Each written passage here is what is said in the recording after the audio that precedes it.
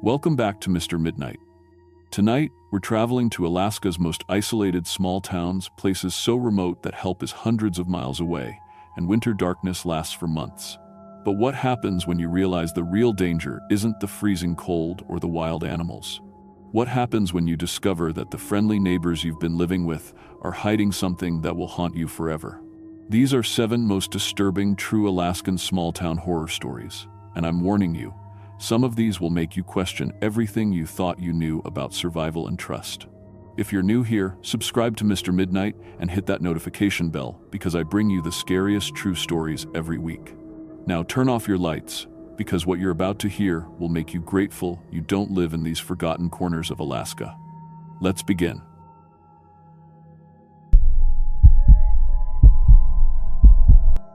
My name is Sarah Martinez, and I've been working in the restaurant business for 12 years. I started as a dishwasher when I was 16, worked my way up through every position you can think of.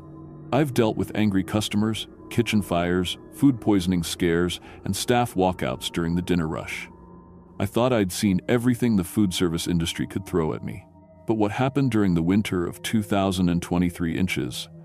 McCarthy, Alaska changed everything I thought I knew about survival, hunger, and what people will do when they're desperate. Sometimes the most dangerous predators aren't the ones you see coming. I ended up in McCarthy because I was running. My ex-boyfriend Marcus had been getting more violent, more controlling. The last time he hit me, I knew I had to disappear completely. I'd saved up some money, and when I saw a job posting for a waitress at Ma Johnson's Hotel in McCarthy, Alaska, population 28, it seemed perfect. Remote enough that Marcus would never find me, small enough that I could blend in and start over. McCarthy sits in the heart of the Wrangell Mountains, accessible only by a 60-mile dirt road that gets cut off for months during winter. It used to be a copper mining town back in the early 1900s, but now it survives on summer tourists who come to see the old mining equipment and experience real Alaska wilderness. The town has 1 hotel, 1 restaurant, 1 general store, and 28 permanent residents who tough it out through the brutal winters. Ma Johnson's Hotel was a 2-story wooden building that creaked in the wind. The restaurant took up most of the first floor, with maybe 15 tables and a small bar. Mrs. Johnson, the owner, was a heavy-set woman in her 60s, with gray hair always pulled back in a tight bun. She hired me over the phone without even meeting me, which should have been my first red flag. "We go through a lot of waitresses," she told me when I arrived in September. "Most of them can't handle the isolation. Think you can stick it out through winter?" I assured her I could. I needed this job, needed this distance from my old life. The work seemed straightforward enough. During summer, we served tourists hiking burgers, fries, and local fish. The real locals, the year-round residents, usually ordered something called the special, which Mrs. Johnson explained was whatever wild game the hunters brought in that week. The other residents were friendly enough at first. There was Tom Bradley, the town's unofficial mayor and store owner, Jim and Betty Carson, who ran the tourist shuttle service, a handful of retired folks who'd moved to Alaska for the solitude. They all seemed normal, just tough mountain people who liked their privacy. But as September turned to October, and the first snows started falling, I began to notice things. The first thing that struck me was how the locals ate. When Tom Bradley ordered the special, he'd tear into it with his hands, barely using the fork and knife I brought him. I watched him through the kitchen window one evening, gnawing on what looked like a thick steak, grease running down his chin. He ate like he hadn't seen food in weeks, even though he came in almost every day. "Tom sure loves his meat," I mentioned to Mrs. Johnson. She just smiled. Alaska men need their protein, keeps them strong through the winter. I started paying more attention. All the locals ordered their meat rare, sometimes almost raw. They'd finish huge portions and still seem hungry, licking their fingers clean and asking if there was more. The smell that came from their plates was different too, gamier and stronger than any venison or moose I'd served before. By November, the tourist season was completely over. The dirt road was covered in snow, and we were truly cut off from the outside world. The restaurant's clientele was just the 28 residents now, and they all came in regularly for their meals. That's when I started noticing their teeth. Jim Carson was telling a story about his hunting trip when he laughed, and I saw them clearly. His canine teeth were unusually long and sharp, filed to points.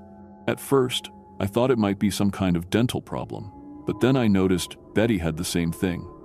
So did Tom Bradley. All of them had these sharp, predatory teeth. The smell was getting stronger too, not just from their food, but from them. A musty, animal odor that reminded me of the meat locker, but with something else underneath. Something that made my stomach turn. I started finding bones around town during my walks. At first, I thought they were just animal remains from hunting, but some of them looked wrong. Too big for deer, too small for moose. And the way they were broken, the tooth marks on them, didn't match anything I knew about Alaska wildlife. December brought the real cold and the long darkness. The sun barely showed up for a few hours each day, and when it did, it hung low and weak in the sky. That's when Mrs. Johnson started bringing me extra meals. "You're getting too thin," she'd say, setting down a huge plate of stew or roasted meat. "Eat up, winter's not even half over." The portions were massive, way more than I could finish. When I tried to decline, she'd insist. "Sarah, honey, you need to keep your strength up. This cold will kill you if you don't have enough meat on your bones." I was gaining weight for the first time in years, which seemed odd since I was walking everywhere and working physical jobs. But the constant feeding felt almost deliberate, like they were trying to fatten me up. In January, I found the basement. I'd been working at the restaurant for 4 months, but Mrs. Johnson had always told me the basement was just storage, off limits to staff. But when I dropped a whole tray of dishes one particularly clumsy evening, the sound of breaking plates echoed from somewhere below the floor. There. It was a space down there, and it was bigger than just storage. Late one night, after the restaurant closed, I found the door. It was hidden behind a stack of supply boxes, but when I moved them, there was a heavy wooden door with 3 different locks. It wasn't locked. The smell hit me first. Meat and blood and something else, something that made my eyes water. I used my phone's flashlight to see down the wooden steps. What I found changed everything. The basement was set up like a butcher shop. Meat hooks hung from the ceiling. There were stainless steel tables covered in brown stains. Knives and saws hung on the walls, but it was what lay on the tables that made me understand. A human hand, still wearing a wedding ring. I stumbled backward, my phone light shaking. There were more pieces. A torso without arms or legs. Body parts wrapped in butcher paper and labeled with dates. Some of the labels had names that seemed familiar, though I couldn't place them at first. Then I saw the personal belongings. Backpacks, wallets, driver's licenses, cameras, all laid out on shelves like trophies. I picked up one of the licenses with trembling hands. Mark Stevens, age 34, from Seattle. I recognized the name. He'd been in the restaurant back in August, a hiker passing through on his way to Denali. I remembered him because he'd left a really good tip and told me about his plans to camp in the wilderness for a week. There were dozens of IDs, hikers, tourists, photographers, people who'd come through McCarthy and never left. Never made it back to the main highway. I understood everything then. The wild game that the locals brought in wasn't wild game at all. I'd been serving human meat to customers for months. The residents of McCarthy weren't just tough mountain people. They were cannibals. My phone started buzzing. A text message.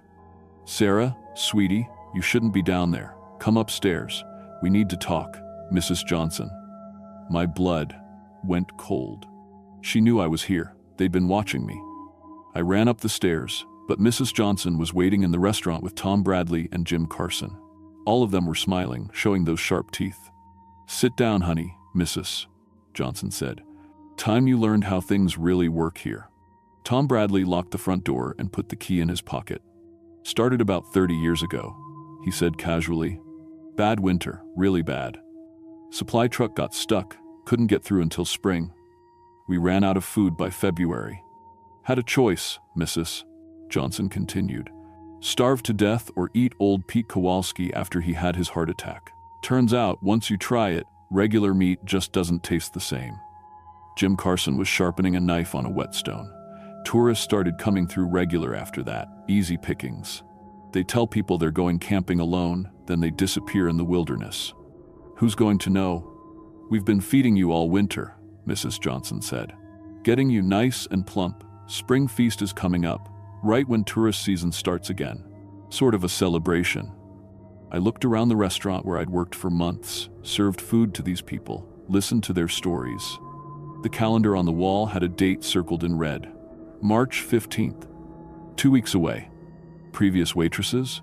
I asked. Oh, they're all still here, Tom laughed. In the freezer downstairs, we keep the best cuts for special occasions. I understood why the job had been available. Why Mrs. Johnson hired me sight unseen. I wasn't just an employee, I was livestock. Don't look so scared, Mrs. Johnson said. We'll make it quick. Bolt gun to the head, just like cattle, very humane. But I wasn't going down without a fight. When Jim Carson moved toward me with the knife, I grabbed the coffee pot from the warmer and threw the hot coffee in his face. He screamed and stumbled backward. I shoved Mrs. Johnson as hard as I could and ran for the kitchen. The back door was locked, but the window over the sink was unlatched. I smashed through it, cutting my arms on the glass, and tumbled out into the snow. Behind me, I could hear them shouting. Tom Bradley was yelling into a radio. She's running! Get everyone out! Block the roads! But there were no roads, just 60 miles of wilderness between me and civilization. I ran toward the old mining area, where I knew there were abandoned buildings I could hide in. The snow was knee-deep, and I didn't have a coat, but I kept moving. Behind me, I could see flashlights spreading out through the town. They were hunting me like they'd hunted all those tourists. I found an old mine shaft about a mile from town and crawled inside. It was freezing, but it blocked the wind. I could hear them calling to each other outside, their voices echoing off the mountains. She can't have gone far. Check the mining equipment. We need her back before she freezes. Meat's no good if it freezes. I stayed in that mine shaft for 3 days while a blizzard raged outside. I ate snow and chewed on tree bark to keep from starving. Every time I thought about giving up, I remembered those IDs in the basement, all those people who never made it home. When the storm finally stopped, I followed an old mining trail that led toward the main highway. It took me 2 days of walking through deep snow, but I eventually reached a highway maintenance station 40 miles from McCarthy. The workers there got me to a hospital, and I told the state troopers everything. At first, they didn't believe me. Cannibalism in modern Alaska? It sounded crazy. But when they investigated, they found everything. The basement butcher shop, the human remains, the personal belongings from 31 victims over 15 years. DNA evidence that matched missing person reports from across the country. All 28 residents of McCarthy were arrested. During the trial, they showed no remorse. Tom Bradley actually testified that they'd done what they had to do to survive, and that outsiders wouldn't understand their way of life. The judge didn't see it that way. Life sentences for all of them. I moved to Hawaii after the trial, as far from Alaska as I could get. I can't eat meat anymore. Even the smell of cooking beef makes me sick. I work at a vegetarian restaurant now, and I tell customers it's for health reasons. But sometimes, late at night, I still think about those people in that restaurant, how normal they seemed, how they smiled while they served human flesh to their neighbors, how they looked at me like I was just another meal.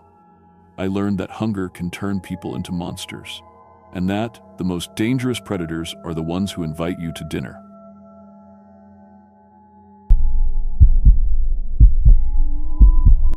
My name is Marcus Rivera, and I've been a delivery driver for Northern Alaska Logistics for 3 years now. I drive packages to 12 remote villages scattered across the Alaskan wilderness.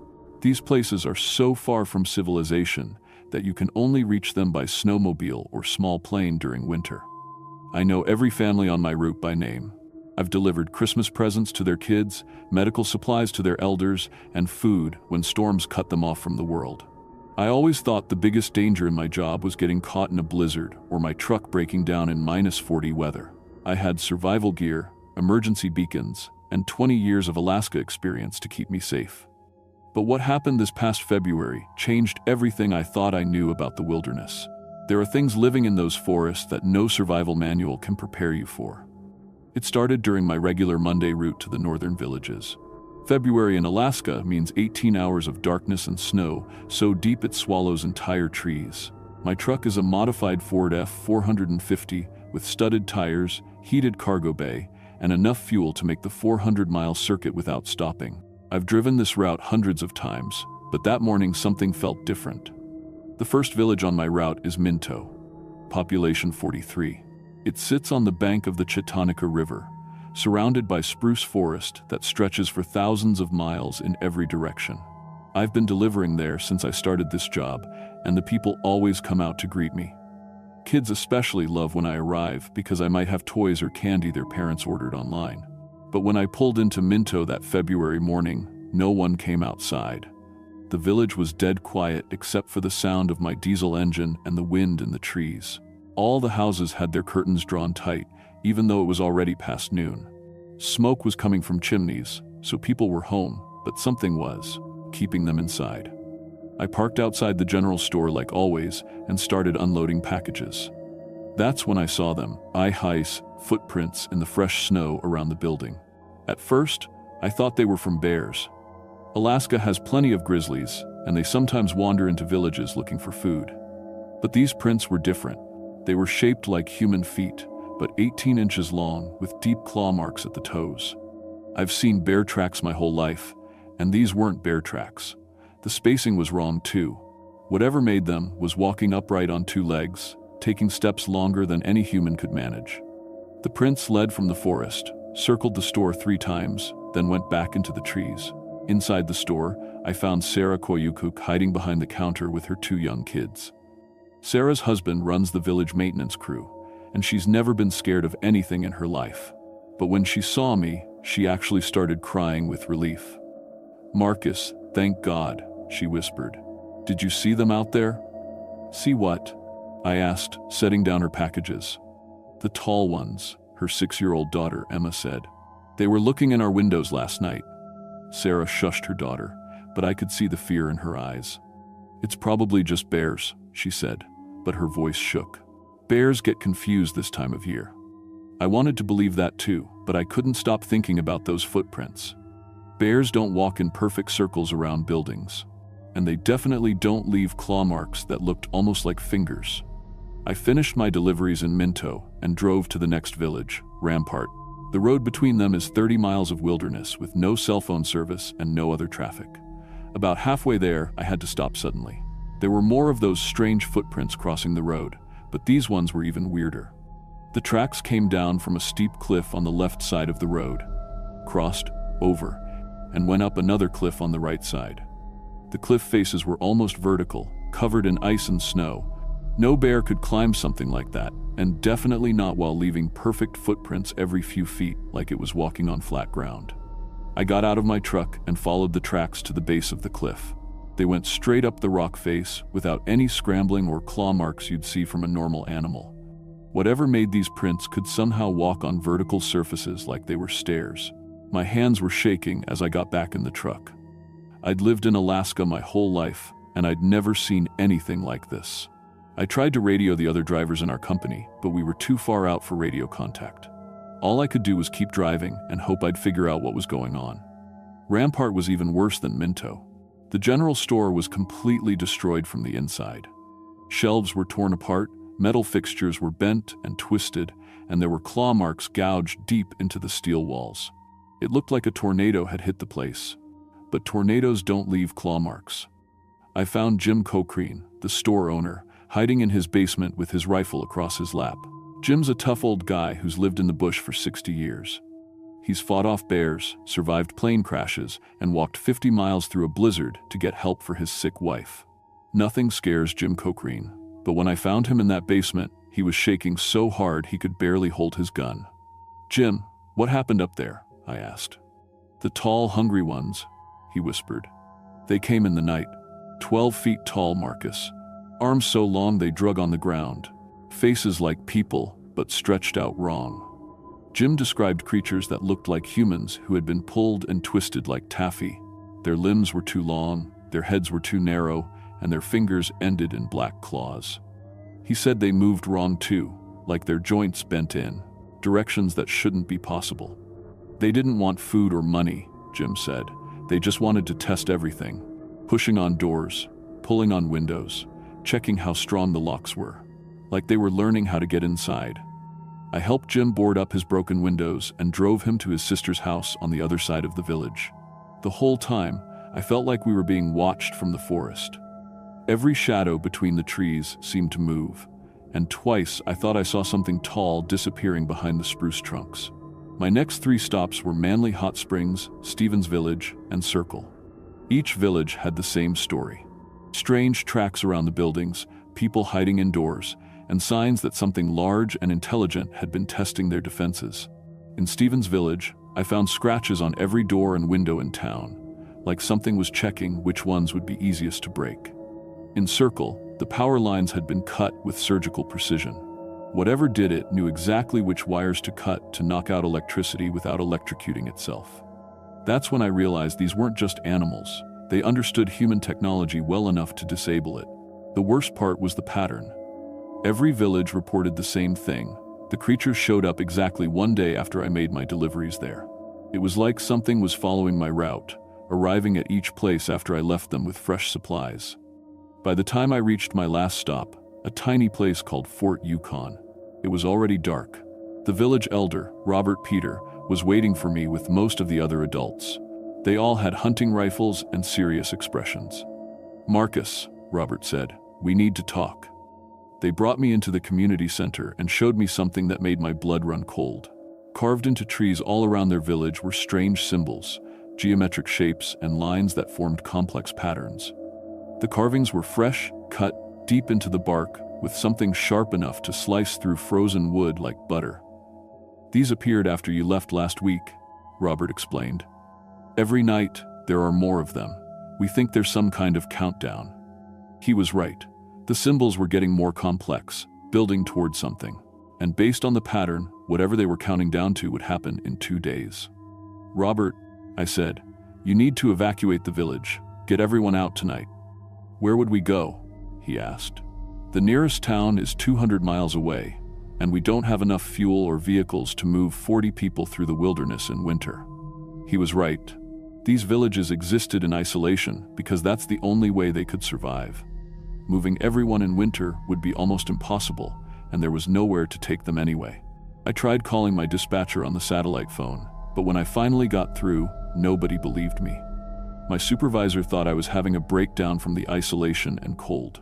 The state troopers said they'd send someone to investigate, but the nearest post was 300 miles away, and they had more urgent cases to handle.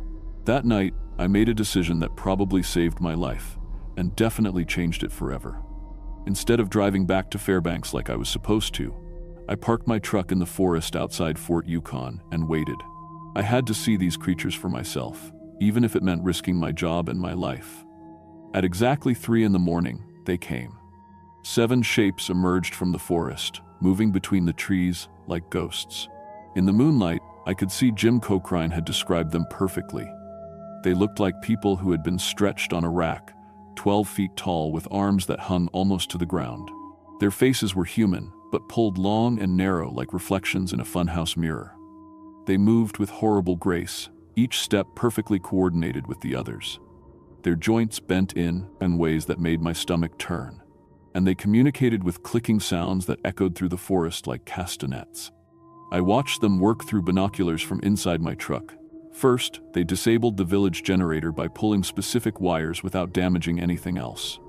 Then, they cut the satellite internet connection with surgical precision. Within 15 minutes, Fort Yukon was completely cut off from the outside world. Then they started entering houses.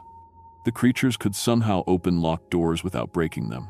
They moved through the village like they owned it, going into each house and coming out carrying sleeping people.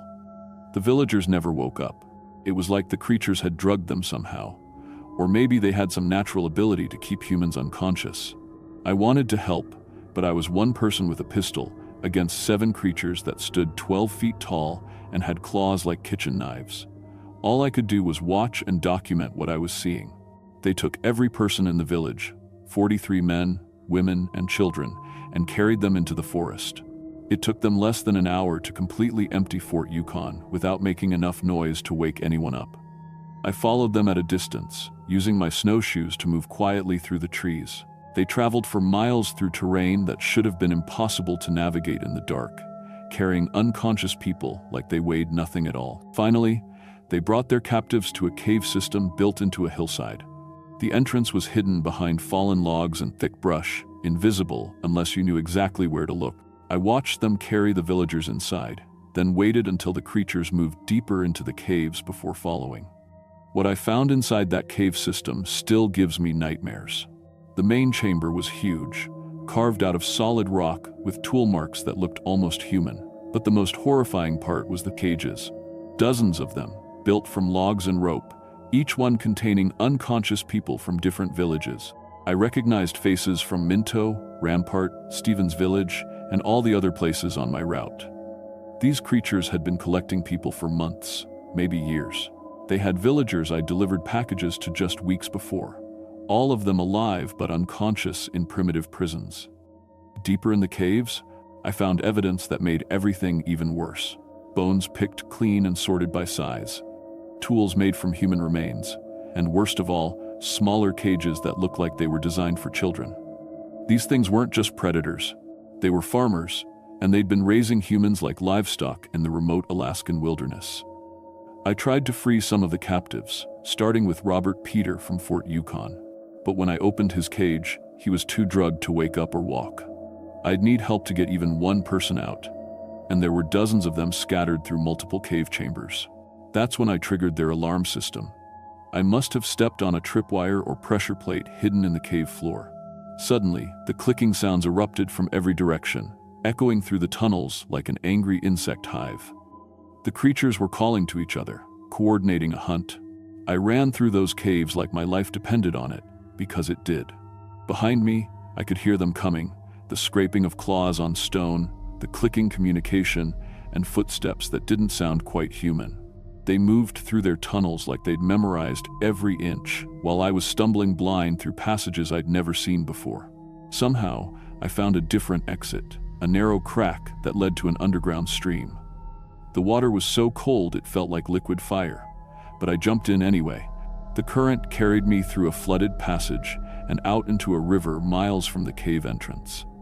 I spent 4 days walking through the cave or wilderness in -40-degree weather. I stayed alive by burning the packages from my truck, using the cardboard and packing materials to build fires. My emergency beacon wasn't working. Something about the cave experience had broken it. Maybe the same electromagnetic interference that the creatures used to disable village communications. Finally, I reached the park's highway and flagged down a state trooper. But when I tried to explain what had happened, he thought I was hallucinating from hypothermia and exhaustion.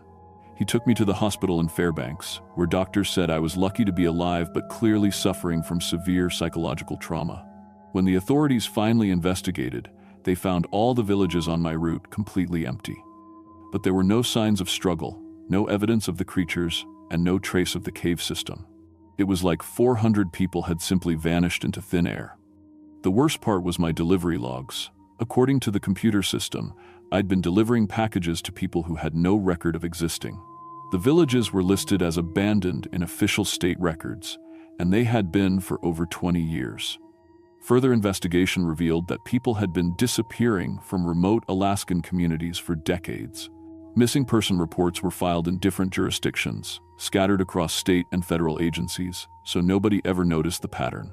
Small villages would gradually lose population until they were completely empty, then get written off as victims of economic migration or climate change. I quit my job that week. Northern Alaska Logistics said I'd had a psychological breakdown and offered me disability leave, but I knew what I'd seen was real. Those creatures were still out there, managing human populations like a renewable resource, harvesting isolated communities that nobody would miss. I've spent the last 8 months trying to warn other people who work in remote areas. Delivery, drivers, bush pilots, mining crews, research teams, anyone who might encounter these things in the wilderness. Most of them think I'm crazy, but a few have shared stories that make my blood run cold. Strange tracks, missing people, villages that seem to shift locations, and always the feeling of being watched from the forest. The creatures are still out there. They're intelligent enough to cover their tracks and patient enough to farm humans for generations without being detected. They know we're weaker in winter, more isolated, more dependent on technology that they can easily disable. If you work in remote Alaska, watch for the signs. Unusual tracks around your worksite, power and communication failures that seem too convenient, people going missing from isolated communities. And if you ever see symbols carved into trees around where you work, get out immediately. Don't wait, don't investigate, just leave and never come back. Those tall things are always hungry, and they're always patient. They've been feeding on us for longer than anyone realizes, and they're not going to stop just because one delivery driver escaped to tell the truth. I know they're still watching me. Sometimes I see tracks around my apartment building in Anchorage. Sometimes my internet cuts out for no reason, or my phone battery dies when it was fully charged. They remember me, and they know I'm trying to warn people. But I can't stop. Too many people have disappeared, and too many more will disappear if someone doesn't keep telling this story. The authorities won't listen, the media won't believe it, and the government doesn't want to admit they've lost control of whole sections of Alaska to something that shouldn't exist. All I can do is keep warning people and hope that someday, someone with more resources and authority will take this threat seriously. Until then, those creatures will keep harvesting human lives from the wilderness, patient and methodical and utterly inhuman. They're out there right now, planning their next collection, and there's nothing any of us can do to stop them. The end.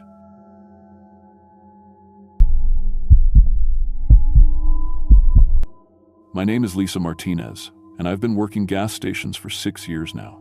Started when I was 18 in Phoenix, pumping gas and selling snacks to truckers and tourists. I've dealt with drunk customers, angry travelers, and even a robbery where the guy had a knife. I thought I'd seen it all, but what happened during my 3 months in Chicken, Alaska, changed everything I thought I knew about the living and the dead. I moved to Alaska in May 2023 because I needed a fresh start. My boyfriend cheated on me, I lost my apartment, and Phoenix felt like a dead end. When I saw the job posting for a night attendant at the only gas station in Chicken, Alaska, I figured why not? The pay was double what I made in Arizona, and I needed the money. Population 7 people, how hard could it be? The Chicken Creek gas station sits right on the Taylor Highway, about 40 miles from the Canadian border. It's the only fuel stop for hundreds of miles during the summer months when the road stays open. The building is small, just a register counter, a deli cooler with basic food, shelves stocked with batteries, road salt, and travel supplies. Behind the counter, there's a tiny office with a security monitor showing the gas pumps outside. My shift ran from 10 p.m. to 6 a.m., 7 days a week. During Alaska's summer, the sun barely sets, so it stays light almost all night. Coming from Arizona, the endless daylight messed with my head. I had to tape aluminum foil over the windows in my cabin just to sleep during the day. The job was simple enough. Most customers were truckers, hauling supplies north, or tourists driving the highway for adventure. They'd fill up, buy coffee and snacks, maybe use the bathroom. The register was old but worked fine, and the credit card machine took forever but eventually processed payments. The deli cooler kept sandwich meat, cheese, and some pre-made food cold. My boss, Carl, was one of the 7 locals. He owned the station and a few cabins he rented to workers like me. Carl was probably 60, with gray hair and hands stained from years of mechanic work. He'd stop by every few days to check on things, but mostly left me alone. Just keep the place running, he told me on my first day. Fuel, food, and basic supplies, that's all folks need out here. The first month went smooth. I got used to the quiet, the endless daylight, and the routine. Customers were mostly friendly, if a little rough around the edges.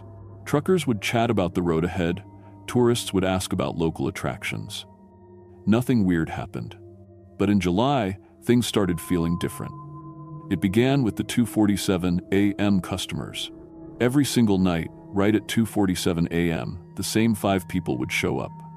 At first, I didn't think much of it. Maybe they worked together somewhere and got off shift at the same time. But these customers were strange. They moved stiffly, like their joints hurt. Their skin looked pale, almost see-through under the fluorescent lights.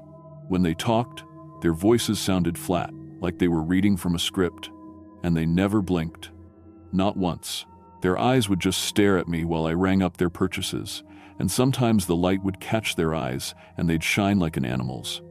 The weird part was what they bought. Always the same things: road salt, batteries, and raw meat from the deli.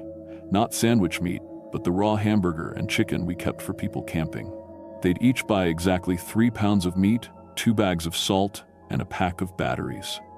They paid with credit cards that looked old and beat up. I'd swipe them through the machine, and it would take forever to process, but the payments always went through. The 5 customers never talked to each other, even though they always came in together. They'd line up single file, buy their stuff, and leave without saying anything except thank you in those flat voices. After 2 weeks of this, I started paying closer attention. I wrote down their names from the credit cards: David Chen, Sarah Williams, Mark Peterson, Janet Reeves, and Tom Bradley. I also started keeping a log of what they bought and when they came in. Every single night, 2:47 a.m. exactly, same 5 people, same purchases, same weird behavior. I tried making small talk with them, but they didn't seem to understand normal conversation. When I asked David where he was from, he just stared at me for 10 seconds before saying far away in that monotone voice. When I told Sarah to have a good night, she tilted her head like she didn't understand what I meant. One night, I watched them through the security camera after they left. Instead of getting in cars, they walked around behind the building. I grabbed a flashlight and went outside to see what they were doing. They were burying their purchases. All of them, digging holes with their bare hands and putting the meat, salt, and batteries in the ground. They covered everything up and walked away into the woods without a sound. I waited until they were gone, then dug up one of the holes. Inside was a bag of spoiled hamburger meat, salt that had turned gray, and batteries that were completely dead. It looked like it had been buried for weeks, not minutes. The next morning, I called Carl to ask about the 247 customers. His voice got quiet when I described them. "Lisa, you need to stop asking about those people," he said. "Just ring them up and let them go. Don't talk to them, don't follow them, and definitely don't mess with anything they do outside." "But Carl, they're burying rotting food behind your building every night. Doesn't that seem weird to you?" "Girl, there's a lot of weird things happen out here. Some things are better left alone." He hung up before I could ask more questions. That night, I decided to look up the names from their credit cards. I used the computer in the office to search online, and what I found made my hands shake. David Chen died in a car accident on the Taylor Highway in 1995. His car hit black ice and went off the road at mile marker 127, just 5 miles from the gas station. Sarah Williams died in 1998, also in a car crash. She fell asleep driving and hit a tree at mile marker 132. Mark Peterson died in 2001 when his truck rolled over during a snowstorm. Janet Reeves died in 2003 in a plane crash. She was flying supplies to a mining camp when her small plane went down in the woods near the highway. Tom Bradley died in 2009. He was hiking alone and fell into a ravine. They found his body 3 weeks later. All of them had died within 10 miles of the gas station. All of them had been dead for years, but they were still coming to my counter every night at 2:47 a.m. I printed out the obituaries and death certificates I found online. Real people, real deaths, real graves. But somehow, they were still walking around buying meat and batteries. The next night, when they came in, I watched them more carefully. Their skin wasn't just pale, it was gray. When I handed David his receipt, our fingers touched. His hand was ice cold, like he'd been outside in winter without gloves. I also noticed they didn't breathe. Their chests never moved up and down. They just stood there like mannequins until it was time to pay and leave. I started having trouble sleeping during the day. Every time I closed my eyes, I saw their blank stares and heard their flat voices. I kept thinking about those cold fingers and the way they moved like their bodies were stiff. A week later, I found something that made everything worse. I was cleaning out a storage closet in the office when I discovered a journal hidden behind some boxes. It belonged to Tommy Hendricks, the guy who worked the night shift before me. The journal was full of notes about strange customers. Tommy had documented 47 different people who came to the station at night, people who were supposed to be dead. He'd researched them all, found their death certificates, and figured out they all died in accidents on the Taylor Highway. According to his notes, the Taylor Highway had an unusually high number of fatal accidents. Something about this stretch of road caused people to crash and die. And apparently, when they died here, they didn't stay dead. Tommy wrote that the dead people were trapped somehow. They couldn't move on, so they kept coming back to the last place they remembered being alive. For most of them, that was the gas station where they'd stopped for fuel before their accidents. The worst part of Tommy's journal was the last entry, dated 3 months ago. They know I can see them for what they really are. I tried talking to Sarah tonight, told her she needed to remember that she died in 1998. She got angry, really angry. Her face changed, and she tried to grab me. I got away, but now they're all watching me. They stand outside my cabin at night. I think they want me to stop working here, but I'm afraid of what they'll do if I quit. Carl won't help. He knows about them, but pretends everything is normal. I don't know what to do. That was Tommy's last entry. According to Carl, Tommy quit without notice and moved back to the lower 48. But reading his journal, I suspected something else happened to him. I decided to test Tommy's theory. The next night, when the 5 customers came in, I looked right at David and said, "You died in 1995, didn't you?" His face changed instantly. The blank expression disappeared, replaced by something angry and confused. His mouth opened, but no sound came out. Then he lunged across the counter and grabbed my throat. His grip was impossibly strong, like a machine. I couldn't breathe or scream. His face was twisted with rage, and his eyes were completely black. I clawed at his hands, but it was like trying to bend steel. The other 4 customers just stood there, watching, their faces showing the same angry confusion. I managed to grab a bottle of window cleaner from under the counter and spray it in David's eyes. He let go and stumbled backward, making a sound like grinding metal. All 5 of them backed toward the door, staring at me with those black eyes. Then they left. But I knew they'd be back. I tried calling Carl, but his phone went straight to voicemail. I tried calling the police, but the nearest station was 200 miles away, and I didn't think they'd believe me anyway. The rest of my shift, I kept the doors locked and watched the security monitor. Around 4 a.m., I saw shapes moving around the building. They were out there, circling the station like predators. When my shift ended at 6 a.m., I ran to my truck and drove straight to my cabin. But as I pulled into the driveway, I saw them. All 5 dead customers standing in my yard, perfectly still, just watching. I stayed in my truck with the engine running. They didn't move for 30 minutes. Then, as the sun got brighter, they walked away into the woods. I didn't sleep that day. I couldn't. Every time I looked out my windows, I expected to see those pale faces staring back at me. That night, I almost didn't go to work. But I needed the money, and I didn't know where else I could go. When I got to the station, everything looked normal. But at 2:47 a.m., they came back. This time, they didn't buy anything. They just stood at the counter, staring at me with those black eyes. I didn't say anything. After a few minutes, they left. But now they were coming every hour.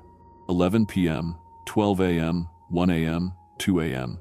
Always the same 5, always just standing and staring. They never said anything, never bought anything. They were waiting for something.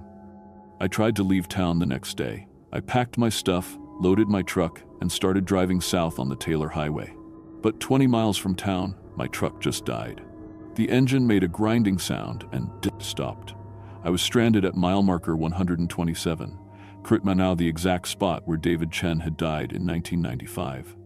I called for help, but my phone had no signal. I started walking back toward town, but before I got a mile, I heard footsteps behind me. I turned around and saw all 5 dead customers following me. They were walking in single file, their movements perfectly synchronized. I ran. I ran harder than I'd ever run in my life, but they kept pace with me without even breathing hard. They were herding me back toward the gas station. When I got back to town, I went straight to Carl's house. I pounded on his door until he answered, and I told him everything. About the dead customers, about Tommy's journal, about them following me. Carl listened, then shook his head sadly. "Lisa, I tried to warn you to leave them alone. You knew about this? You knew they were dead?" "Course I knew. This highway's been cursed for 30 years. People die here, and they don't stay dead. Something about this place won't let them go." "Then why didn't you tell me?" "Because knowing makes it worse. Once they realize you can see them for what they are, they won't leave you alone. Tommy found that out." "What happened to Tommy?" Carl looked away. "We found him in his truck, engine compartment. Looked like he crawled in there and died. But that don't make sense, does it?" I felt sick. They killed him. They don't understand they're dead. When someone reminds them, it makes them angry. They just want things to stay the same, forever. "I'm not staying here, Carl. I'm leaving tonight." "No, you're not. His voice was firm. You can't leave.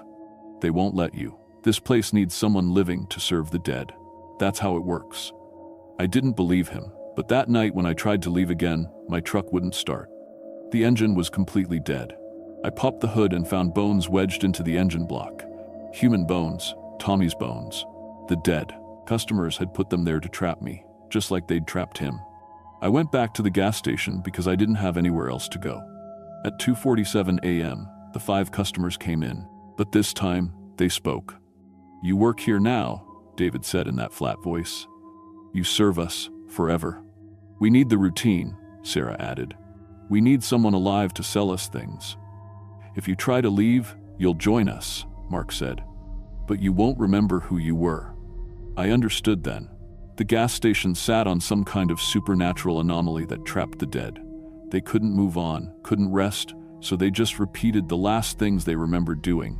Coming to the gas station, buying supplies for trips they'd never finish. But the anomaly needed a living person to maintain the routine. Someone to ring up their purchases, to keep the illusion of normal life going. When one attendant died or disappeared, another would be hired. I was trapped.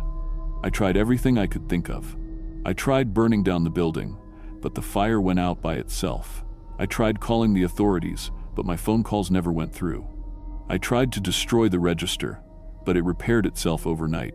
The dead customers watched me constantly now. During my shifts, they stood outside the windows. During the day, they circled my cabin. They never slept, never got tired, never stopped watching. Weeks passed, then months. I realized Carl was right. I couldn't leave. The anomaly fed on the interaction between the living and the dead, and it wouldn't let me break the cycle. I started understanding how Tommy felt in his final days. The hopelessness, the fear, the knowledge that there was no escape. I found myself thinking about joining them, about ending the fear and becoming one of the watchers instead of the watched. In October, I made my decision. I couldn't live like this anymore, trapped between the living and the dead, serving customers who shouldn't exist. I drove my truck to mile marker 127, the same spot where David Chen had died. I pressed the accelerator to the floor and drove straight into the trees. The crash should have killed me instantly, but instead of dying, I felt myself getting cold. My heartbeat slowed, then stopped. My breathing became shallow, then ceased altogether. But I was still aware, still conscious, just different. I climbed out of the wrecked truck and walked back to the gas station. It was 2:47 a.m. when I arrived. The other 5 customers were already there, waiting for me. I got in line behind them. When it was my turn, I approached the counter where a new attendant stood, a young man with nervous eyes and shaking hands. "Can I help you?" he asked. I looked at the shelves behind him and pointed to what I needed. 3 pounds of hamburger meat, 2 bags of road salt, and a pack of batteries. He rang up my purchase with trembling fingers. When he handed me the receipt, our fingers touched. His skin was warm, mine was ice cold. "Thank you," I said in the same flat voice I'd heard so many times before. The new attendant nodded, but I could see the fear in his eyes. He knew something was wrong, just like I had known, months ago, when I first saw the customers who didn't blink. I walked outside with the others. We went behind the building and buried our purchases in the soft earth. The meat would rot, the salt would turn gray, the batteries would die. But tomorrow night at 2:47 a.m., we'd be back to buy them again, and again, and again, forever. The new attendant's name is Jake Morrison. He's 22 and came here from Seattle to make money for college. He doesn't know yet that he'll never leave. He doesn't know that we're watching him, waiting to see how long it takes him to figure out what we are. He doesn't know that when he tries to run, we'll stop him. That when he tries to call for help, his phone won't work. That when he tries to destroy the gas station, it will repair itself. He doesn't know that one day, probably soon, he'll make the same choice I made, the same choice Tommy made before me. And when that happens, someone new will be hired. Someone living to serve the dead. The cycle continues. It always continues. Because some places won't let the dead rest, and some jobs never end. My name is Lisa Martinez. I used to work at a gas station in Chicken, Alaska. Now I am the gas station, and I'll be here forever.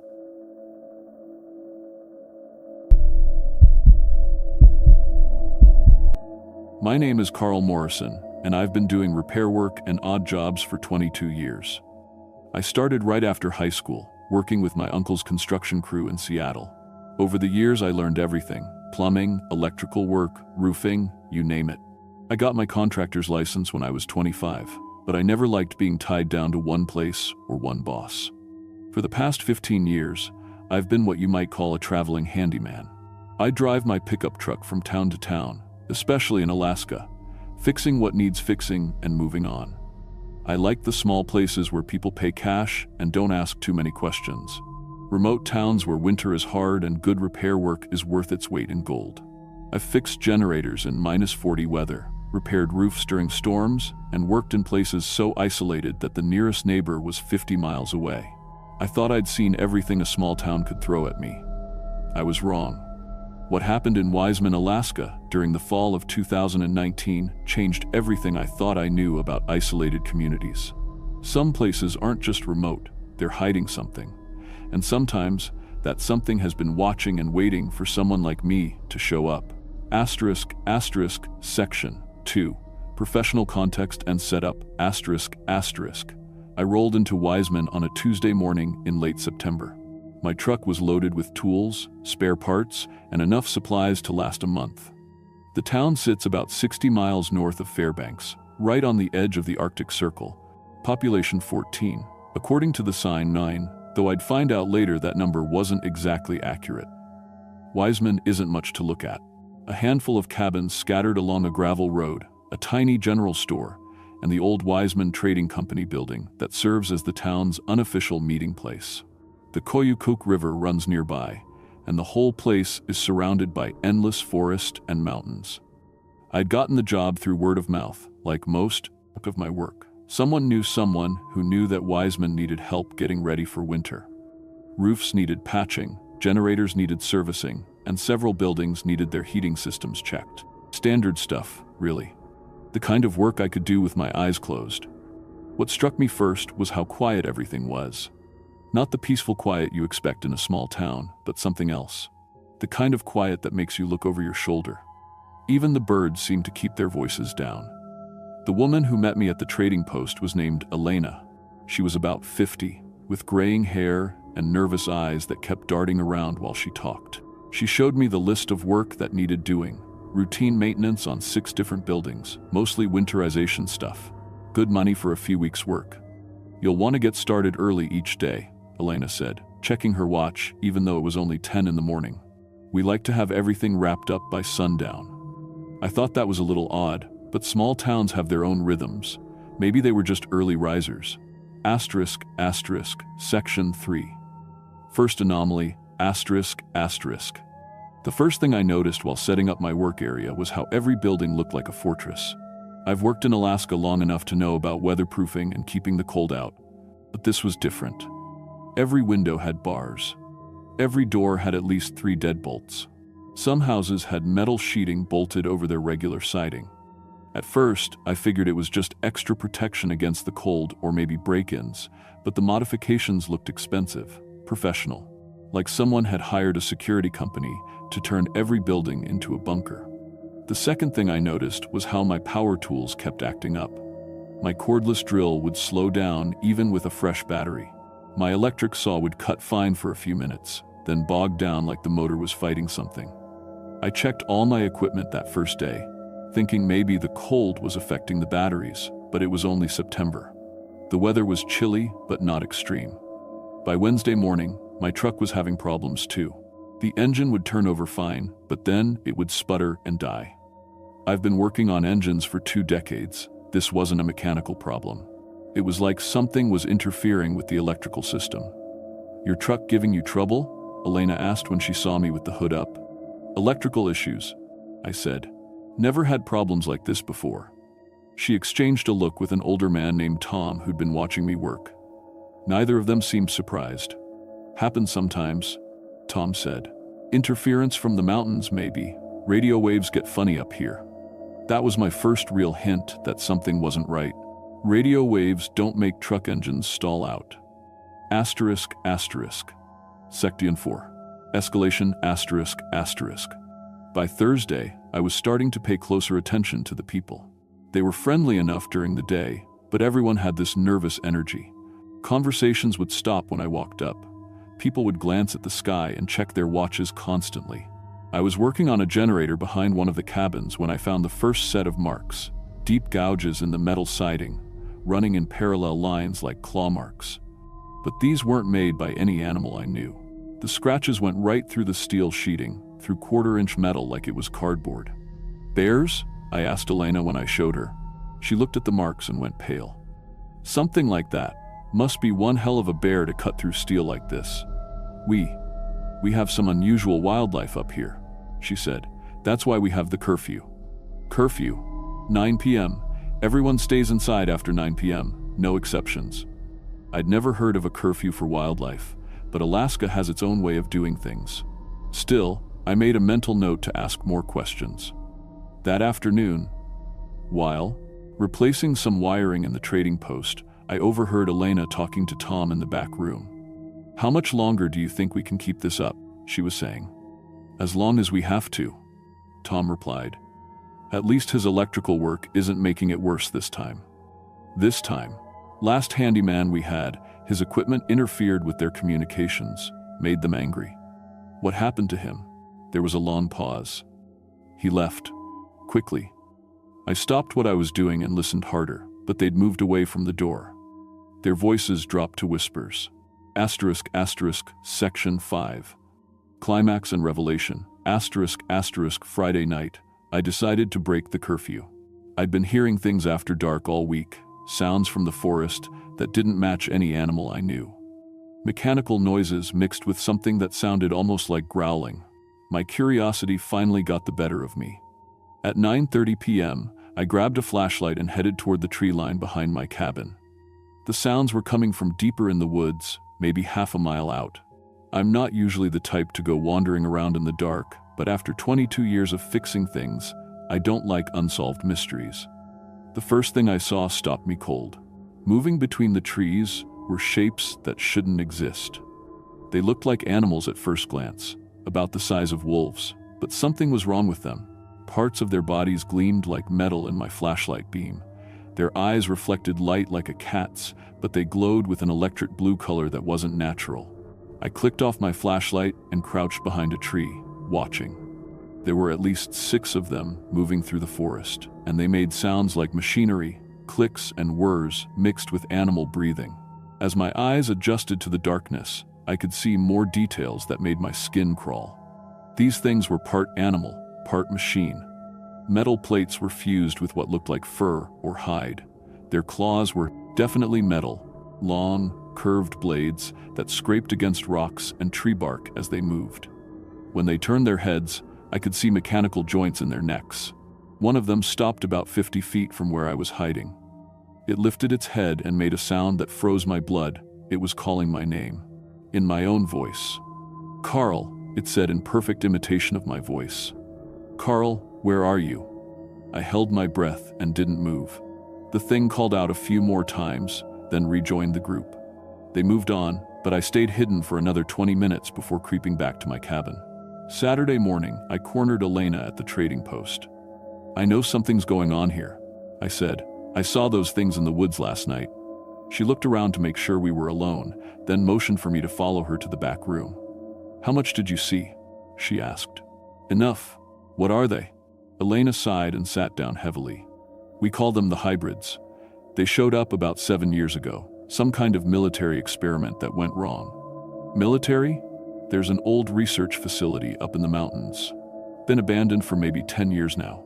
The story we heard is that they were trying to create some kind of living weapon, part animal, part machine. The project got shut down, but something went wrong with the containment systems. These things got loose. And you've just been living with them for 7 years? What choice do we have?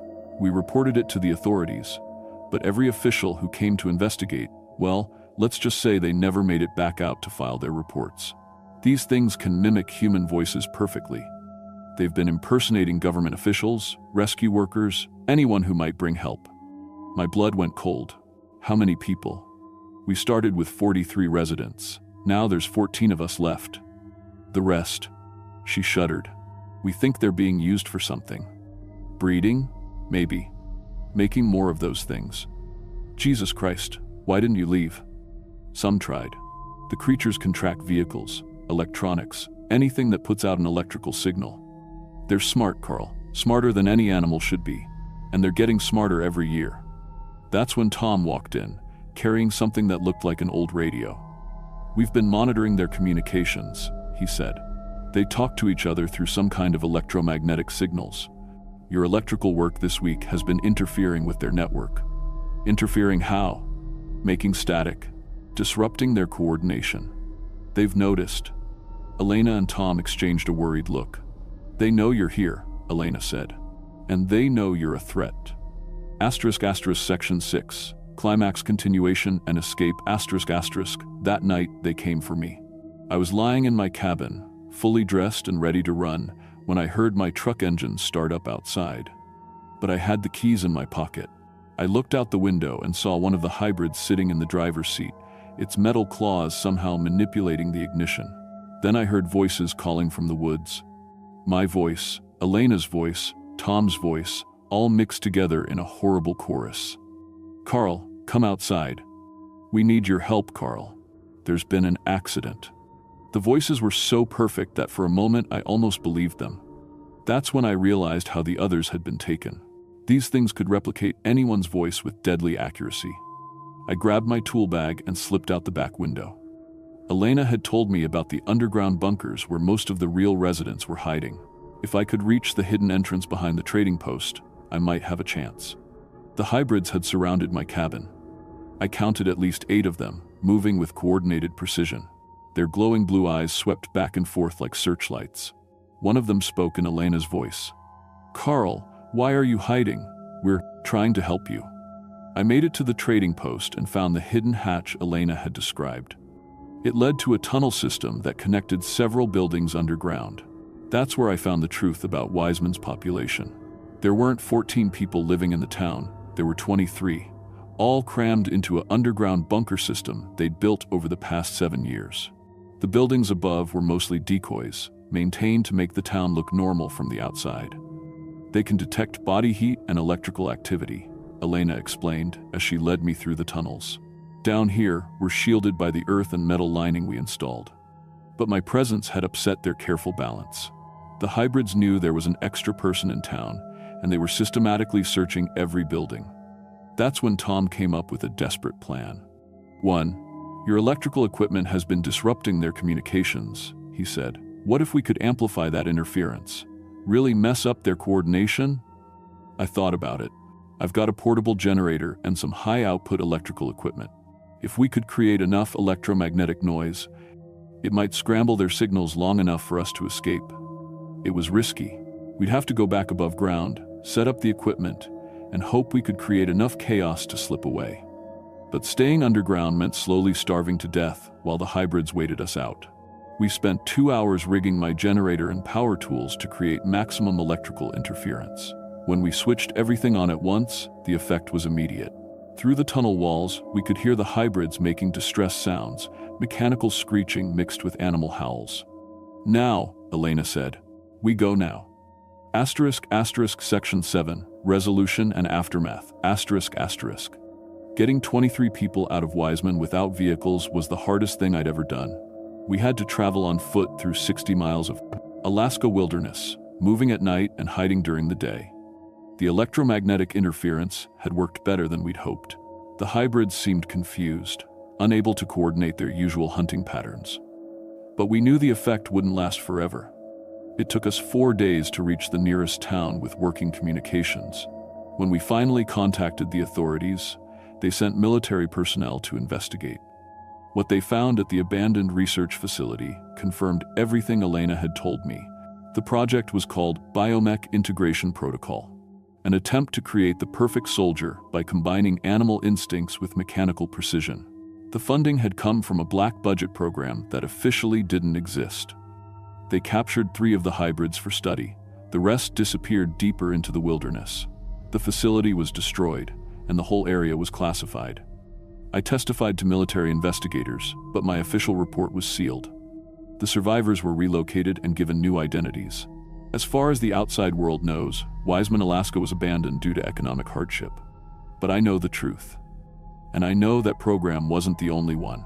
Since then, I've been traveling to different remote communities, looking for signs of similar experiments. I've found evidence of 3 other facilities, abandoned sites, where the government was playing God with biology and technology.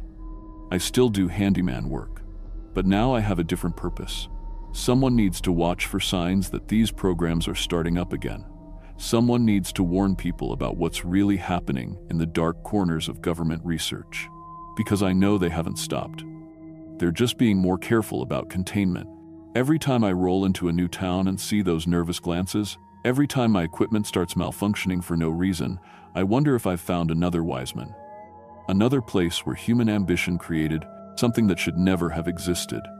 I keep my tools sharp and my truck running, because somewhere out there, in laboratories hidden in mountains and forests, they're still trying to build the perfect weapon.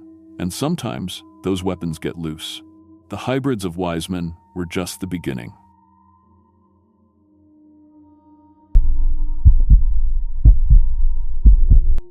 My name is Tony Ritchie, and I used to sleep at night. Used to trust my neighbors. Used to believe that the worst thing about living in Healy, Alaska was the cold. I've been the town's only mechanic for 25 years. Population, 1,021. Everybody knows everybody. And when your car dies out here, it's not just an inconvenience. It's a death sentence.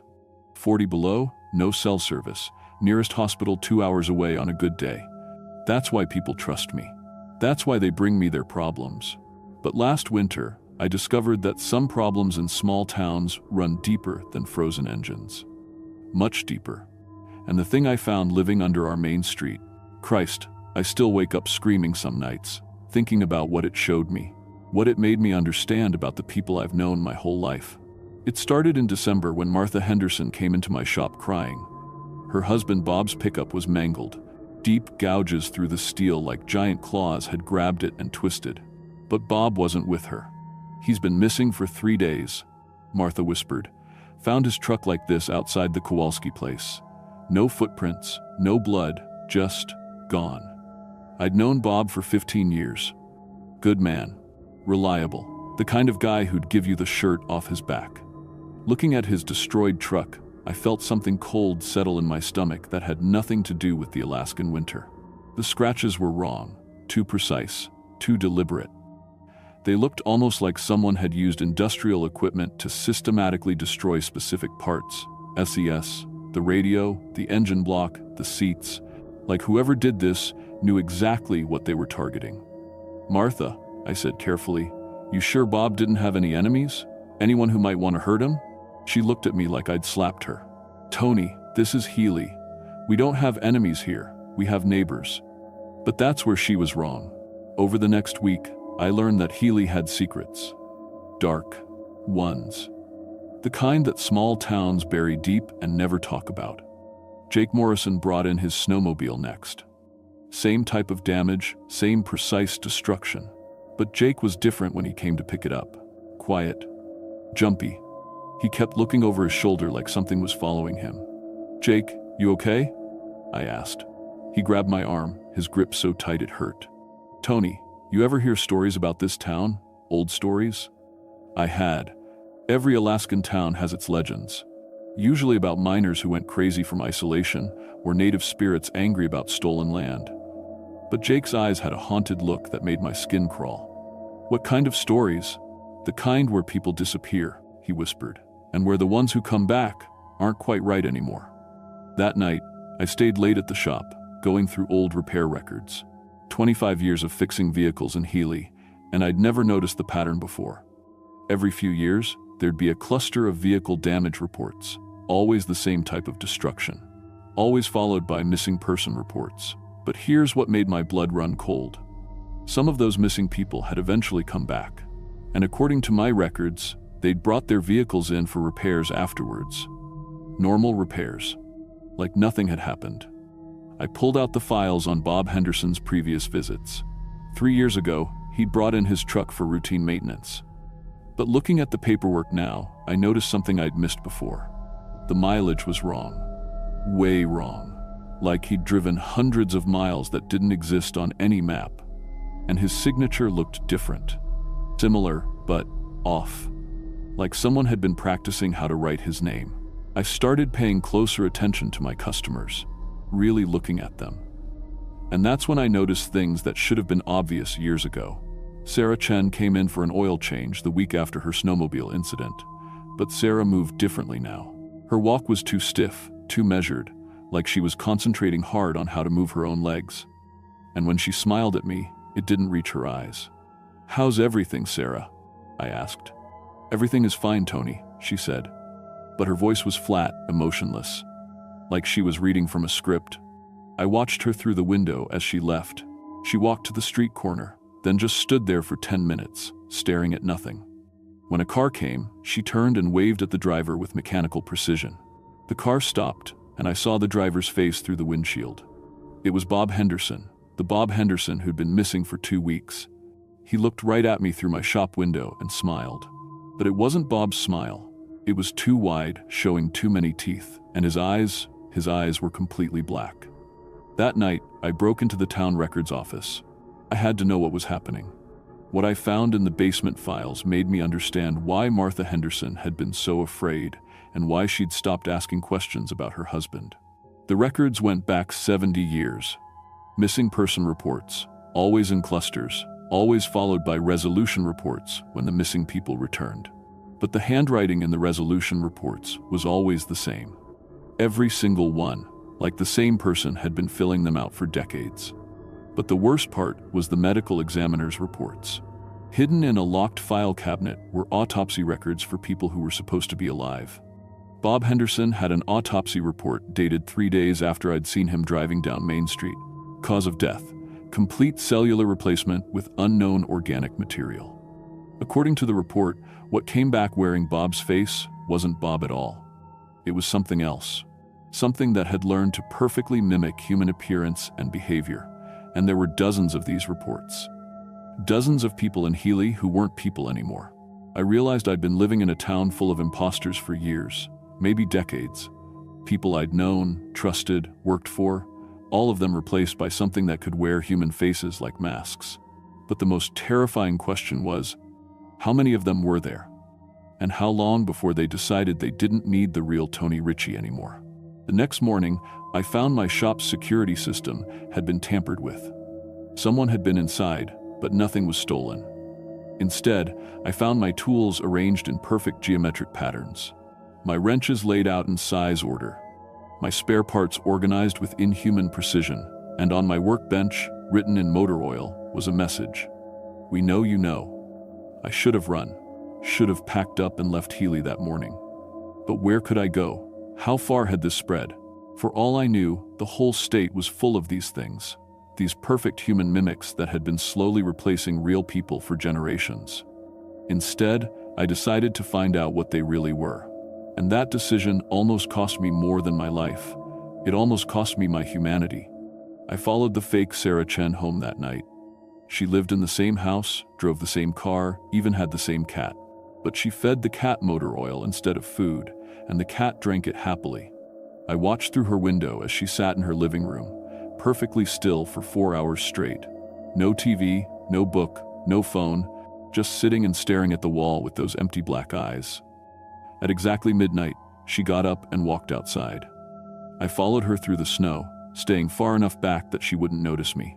She walked straight to the center of town, to a storm drain that I'd driven past thousands of times without thinking about it. She lifted the heavy metal grate like it weighed nothing and disappeared down into the darkness. I waited an hour, then followed her down. The storm drain led to a tunnel system I'd never known existed. The walls were smooth, too smooth, like they'd been carved by something organic rather than built by human hands. And they were warm. In 40 below weather, these tunnels were warm enough that I could see my breath steaming. I followed the tunnel for what felt like miles, my flashlight beam showing the way deeper underground. The walls gradually changed from concrete to something else, something that looked almost like skin but harder, like chitin. That's when I heard the voices. Dozens of them, maybe hundreds, all talking in perfect unison. The same words, repeated over and over. Integration complete. Replication successful. Expansion imminent. The tunnel opened into a massive cavern, and what I saw there broke something fundamental in my mind. It was like looking into hell, but hell designed by something that had studied human anatomy for decades. The cavern was full of them, the things that had been wearing my neighbors' faces. But here, in their natural state, they dropped the human disguise. They were tall, maybe 8 feet, with too many joints in their arms and legs. Their skin was translucent, showing networks of black veins underneath. And their faces were blank. No features at all. Just smooth skin where eyes and mouths should be. But scattered around the cavern floor were human faces. Actual faces, perfectly preserved, like masks. Bob Henderson's face hung from a hook near the cavern wall. Sarah Chen's was laid out on what looked like a workbench, being carefully maintained. They weren't killing people and replacing them. They were stealing their faces, their identities, their entire lives. And the real people. I could see them in the shadows at the edges of the cavern. Dozens of bodies, still alive but unconscious, hooked up to organic tubes that pulsed with dark fluid. They were being kept alive to provide fresh genetic material, fresh memories, fresh humanity for these things to steal and mimic. But the worst part was what I saw in the center of the cavern. A massive pit, maybe 30 feet across, filled with writhing organic matter. And emerging from that pit, slowly, carefully, were new copies of people I recognized. Perfect duplicates, growing like plants, learning to walk, to talk, to be human. I watched a copy of myself rise from the pit, naked and glistening with birth fluid. It looked exactly like me, down to the scar on my left hand from a welding accident 20 years ago. But its eyes were those same empty black holes. The thing that looked like me turned and stared directly at where I was hiding. It smiled with my face and spoke with my voice. "Hello, Tony. We've been waiting for you." I ran. God help me. I ran like a coward through those tunnels while dozens of voices, all speaking in unison, all sounding like people I'd known my entire life, called my name behind me. I made it back to my shop and barricaded the doors. But I knew it was pointless. They'd been planning this for decades, maybe longer. How many small towns across Alaska were really just breeding farms for these things? How many people had been replaced without anyone noticing? And how long before the copy of me came to finish the job? I didn't sleep for 3 days after that. I couldn't. Every time I closed my eyes, I saw that thing wearing my face, speaking with my voice. I barricaded my shop, loaded my father's shotgun, and waited. On the 4th night, they came. Not the creatures, the people, my neighbors, my customers. All the faces I'd known for years, standing outside my shop in perfect silence. Martha Henderson was there, and Bob and Sarah Chen and Jake Morrison. Even old Pete Kowalski, who I'd thought was still human. They didn't try to break in. They just stood there, watching me through the windows with those black, empty eyes. Waiting. I realized then that I'd made a terrible mistake in those tunnels. I'd assumed the creatures were the invaders, that they'd come to our town to replace us. But looking at all those familiar faces standing in the snow, I understood the horrible truth. They weren't invaders. They were descendants. This had been their town first. Maybe for centuries. The people I'd known my whole life weren't people at all. They were the things that had learned to mimic humanity so perfectly that they'd forgotten they were ever anything else. And I was the invader. I was the anomaly. A real human living among perfect human mimics who'd been playing their roles for so long they'd become their own reality. The thing wearing Martha's face stepped forward and pressed its palm against the window. When it spoke, its voice was Martha's voice, but layered underneath I could hear dozens of other voices speaking in unison. "Tony," it said, "you don't understand what you saw down there. Those weren't prisoners, those were templates, genetic libraries. We preserve humanity by becoming humanity." "You're killing people," I said. "We are people," the Bob thing replied. "More human than humans. We don't lie. We don't cheat. We don't hurt each other. We've created the perfect human community." And the worst part was, they were right. In 25 years of living in Healy, I'd never seen a violent crime, never seen a divorce, never seen anyone hurt anyone else. I'd always thought it was because small towns bred good people, but it was because the people weren't people at all. "You can join us willingly," the Sarah thing said. The process is painless. You'll still be you, just better. Perfected. I looked out at their faces, familiar, beloved faces that had welcomed me to this community, that had trusted me with their vehicles, their problems, their lives, and I realized I had a choice to make. I could fight them, try to escape, try to warn the outside world about what I'd found, but who would believe me? And how far could I run before I encountered another community? Just like this one? For all I knew, the entire world outside Healy was full of these perfect human copies. Or I could accept what they were offering. Join them, become like them. Perfect. Peaceful. Human in every way that mattered, except for the small detail of never having been born instead of grown. I thought about my life before this revelation. 25 years of loneliness, of struggling to make ends meet, of watching the world get crazier and more violent every year. And I thought about Healy. Peaceful, safe, friendly Healy, where neighbors helped neighbors and nobody ever locked their doors. Maybe being perfectly human was better than being human at all. I unlocked the door and stepped outside. The cold hit me immediately, but it didn't matter. The thing wearing Martha's face smiled, a real smile, warm and genuine. "You made the right choice, Tony," she said. They led me back to the tunnels, back to that organic chamber beneath the town. But this time, I wasn't afraid. I was curious. How did it work? How did they preserve the essence of humanity while improving on its flaws? The process was exactly as painless as they'd promised. I felt myself sinking into warm, organic fluid, felt my consciousness expanding to encompass not just my own memories, but the collective memory of every human they'd ever absorbed. I understood then that they really were preserving humanity. Every person who'd ever lived in Healy was still there, still alive, just improved, perfected, made into something better than they'd ever been alone. When I emerged from the pit, I was still Tony Ricci. I had all my memories, all my skills, all my personality, but I was also connected to something larger, something that made me feel less alone than I'd ever felt in my human life. I went back to my shop the next morning and continued fixing vehicles. But now I fixed them perfectly, every time. No more guesswork, no more trial and error, just perfect. Mechanical knowledge flowing through me from the collective consciousness of 1,000 other mechanics who'd been absorbed before me. My customers were happy. Why wouldn't they be? Their vehicles ran better than ever. The town prospered.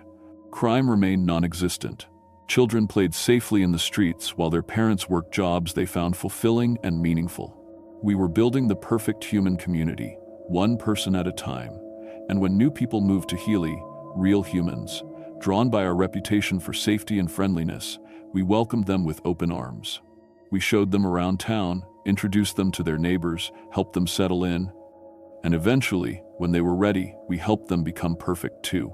I still run the only auto repair shop in Healy, Alaska. Population 1,024 and growing. When your car breaks down in the middle of nowhere, I'm still the guy you call. But now I can guarantee that when I fix your vehicle, it'll run perfectly for the rest of your life. However long that might be. If you're ever driving through Alaska and you see the sign for Healy, stop by. We'd love to meet you. The coffee's always hot, the people are always friendly, and I promise you'll find our little community absolutely perfect.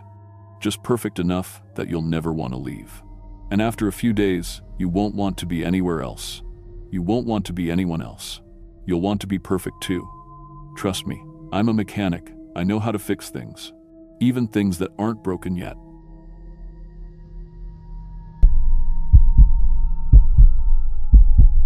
My name is Robert Mitchell, and I've been driving taxi for 6 years now. I'm the only cab driver in Nome, Alaska, and let me tell you, that's not something you brag about. Nome has 3,598 people on a good day, and most of them have their own cars or snowmobiles. I started this job after the fish processing plant shut down and took my steady paycheck with it. At 41, starting over isn't easy, especially when you've got bills to pay and nowhere else to go. I've lived in Nome for 15 years now. Came up here for work like most folks do. Stayed because leaving costs money I didn't have. It's a small town where everyone knows everyone, or at least I thought they did. You see the same faces at the grocery store, the post office, the bar on Friday nights. That's just how it is when you're stuck on the edge of nowhere with the Bering Sea on one side and endless tundra on the other. The taxi business here is simple. I work nights mostly, picking up drunks from the bars, taking people to their late shifts at the hospital or the power plant, sometimes driving someone to the airport for the morning flight to Anchorage. It's not glamorous work, but it pays enough to keep the lights on and gas in the tank. My car is a 2015 Crown Vic I bought from the police department, painted yellow and fitted with a taxi light on top.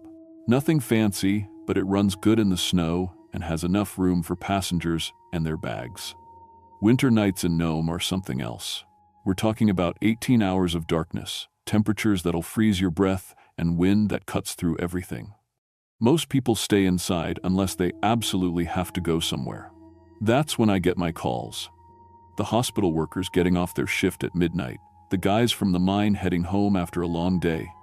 Sometimes a drunk tourist who thought Alaska would be fun in January. But starting in December, I began getting strange calls. The first one came on a Tuesday night around 11 p.m. My phone rang, and a woman's voice asked me to pick her up at 423 Bering Street. I knew Nome pretty well, but that address didn't sound right. I checked my map anyway and drove over there. 423 Bering Street turned out to be an empty lot covered in snow. No house, no building, nothing but frozen ground and some old concrete blocks poking up through the ice. I called the number back, but it just rang and rang. No voicemail, no answer. I figured maybe she got the address wrong or found another ride. It happens. People get confused, especially when they've been drinking. 2 days later, it happened again. This time a man called, asking for a pickup at 156 Nome Street. I drove there and found another empty lot, this one with the remains of an old foundation barely visible under the snow. Again, when I called back, the line just rang forever. At first, I thought people were giving me fake addresses to avoid paying. Some folks will call a cab to make sure one's available, then take their own car or get a ride from a friend. It's annoying, but it's part of the job. What worried me more was the gas money I was wasting driving to these fake addresses. Then things got weird. I was parked outside the Nugget Bar one night, waiting for the usual crowd to come stumbling out, when I heard a voice from my back seat. "Take me to 892 Front Street." I nearly jumped out of my skin. I spun around and saw a woman sitting in my back seat. She was pale, wearing an old-fashioned dress that looked like something from the 1922. Dark hair pinned up in an old style, and skin so white it almost glowed in the streetlight coming through my windows. "Ma'am, you scared me," I said. "I didn't see you get in." She didn't answer, just stared straight ahead with dark, empty eyes. "Did you call for a cab?" I asked. Nothing. She sat there like a statue. I figured maybe she was drunk or in shock from the cold. People do strange things when they're frozen. I started the car and drove to 892 Front Street, which I knew was near the old cemetery. But when I got there, I looked in my rearview mirror, and the back seat was empty. The woman was gone. I stopped the car and got out, looking around. No footprints in the snow, no sign anyone had been there at all. The back door was still locked. I checked my seats, thinking maybe she'd dropped something, but there was nothing. It was like she'd never been there. That shook me up pretty bad. I drove home early that night and had a few drinks to calm my nerves. I told myself it had to be stress, or maybe I was getting sick. Working nights messes with your head sometimes. But it kept happening. The next week, I found an old man in my taxi wearing a thick wool coat and a hat from decades ago. He asked me to take him to 34 Anvil Creek Road. I drove him there, but when we arrived, he was gone. The back seat was empty again. A few days later, it was a young woman in clothes that looked like they were from the 1942. She wanted to go to 78 Gold Rush Avenue. Same thing happened. I'd look back, and she'd be gone. I started keeping my doors locked, but it didn't matter. These people would just appear in my back seat when I wasn't looking. They never made noise getting in. They never paid. They just sat there, gave me addresses, and disappeared before we reached their destination. The addresses they gave me started to make sense after a while. I looked them up in the city records and found out these were all places where buildings used to stand back in the early 1900s. Houses, businesses, and other buildings that had been torn down decades ago. Some of the lots were empty now, others had new buildings on them. That's when I started doing research. I went to the library and talked to Margaret, the old librarian who's lived in Nome her whole life. I asked her about the history of the town, especially about what used to be in those empty lots. "Oh, honey," she said, "Nome's built on top of the old cemetery. Didn't you know that?" I didn't know that. She pulled out some old maps and books about Nome's history. What she showed me made my blood run cold. In the early 1900s, during the gold rush, thousands of people died in Nome. Disease, accidents, violence, starvation. The original cemetery was huge, stretching across what's now the center of town. But when they decided to expand the city in the 1920 seconds, they moved the cemetery. Well, they said they moved it. They moved some of the graves, Margaret explained. The ones with money behind them. The ones with families who could afford proper burials. But the rest? The poor folks, the natives, the people nobody cared about? They just built right over them. According to the records she showed me, thousands of people were buried under what's now downtown Nome. Under the streets, under the buildings, under the parking lots. Their graves were never properly moved. They just poured concrete and built on top of them.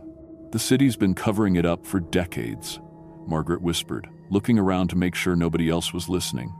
"Every time they dig for new construction, they find bones. Human bones. But they just bury them again and keep building." I asked her about other taxi drivers, wondering if anyone else had experienced what I was going through. Margaret got very quiet. She looked around again, then leaned closer. "Robert, you're the fourth taxi driver we've had in 10 years.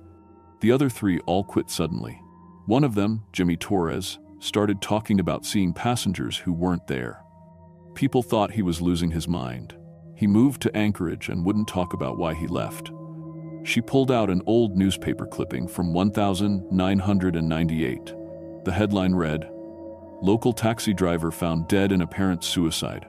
"That was Bill Hoffman," she said. "Good man, family guy. No reason to kill himself, but they found him in his taxi with the engine running and all the windows up. Left a note saying the passengers wouldn't leave him alone." My hand started shaking as I read the article. Bill Hoffman was 43 years old, married with 2 kids. No history of mental illness or depression. The police ruled it a suicide, but his family never believed it. "There was another one in 2003, Margaret continued.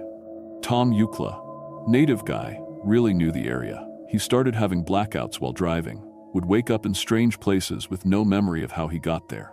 His family had him committed to the psychiatric hospital in Anchorage.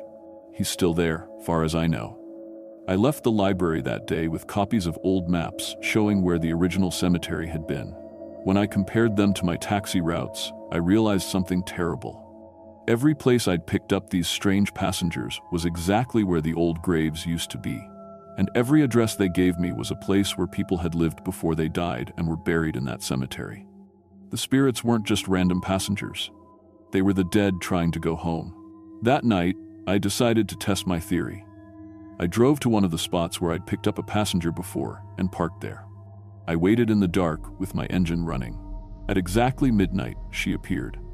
The same woman in the 1920 seconds dress, sitting in my back seat like she'd been there all along. "Take me to 892 Front Street," she said in a voice that sounded like wind through dry leaves. "Ma'am," I said, "that address doesn't exist anymore. There's nothing there but snow." She looked at me in the rearview mirror, and her eyes were completely black. "It's my home," she said. "I need to go home." This time, I didn't drive. I turned around in my seat to face her. "What's your name?" I asked. "Sarah Williams," she said. "I died in 1923. The influenza took me. My husband buried me in the cemetery, but they moved my grave. I can't find my rest." I felt cold air fill the car, even though my heater was running full blast. "Sarah," I said, "the cemetery was moved a long time ago. The whole area is different now." "I know," she said, and her voice was getting fainter. "But I need to go home. I need to see my house one more time. Please." I started the car and drove to 892 Front Street. When we got there, I looked back, and she was gone. But this time, I saw something different. For just a moment, I could see the outlines of an old house in the snow.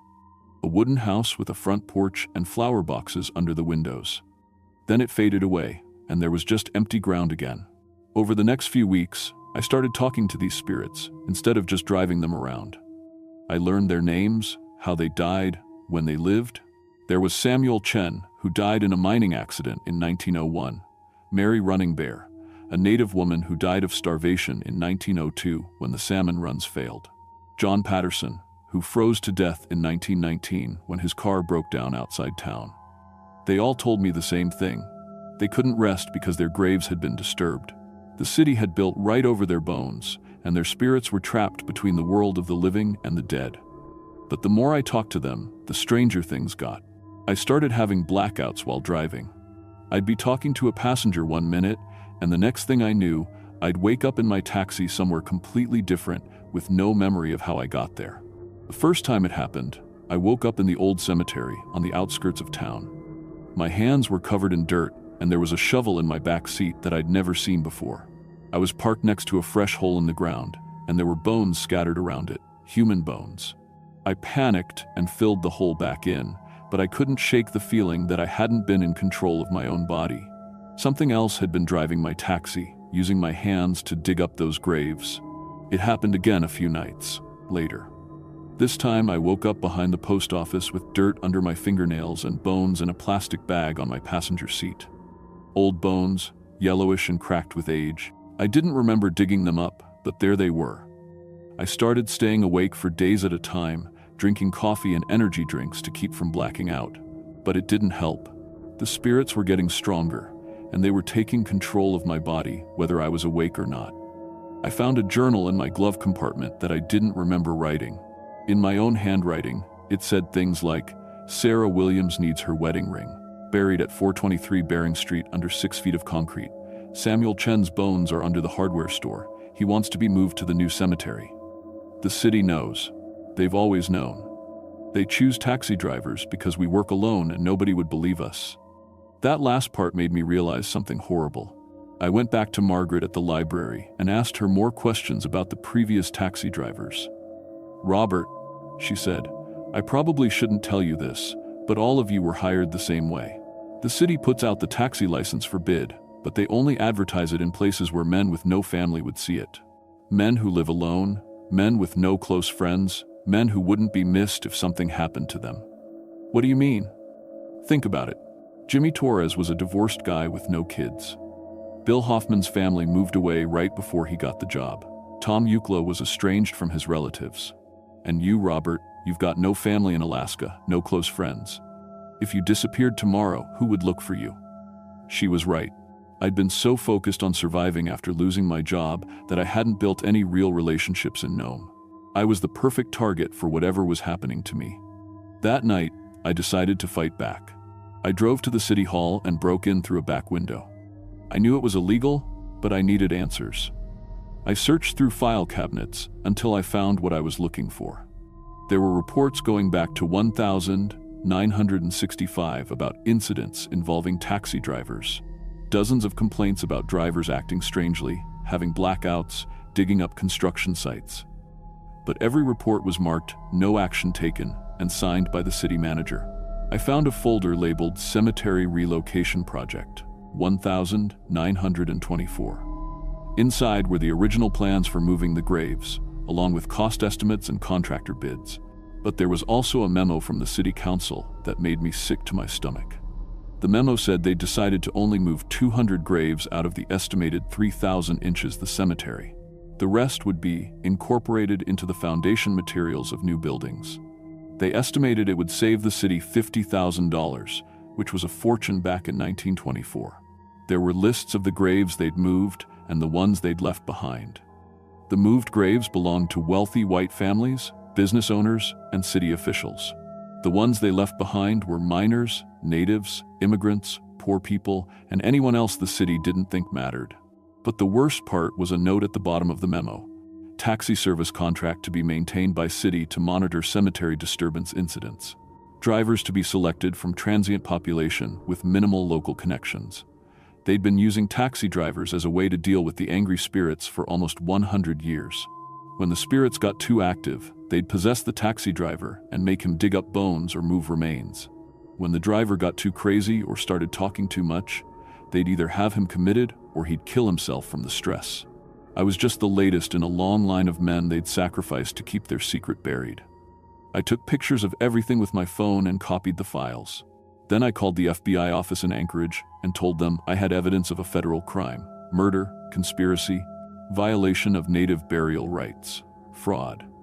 The agent I talked to seemed skeptical until I sent him the photos of the documents. 2 days later, federal agents arrived in Nome.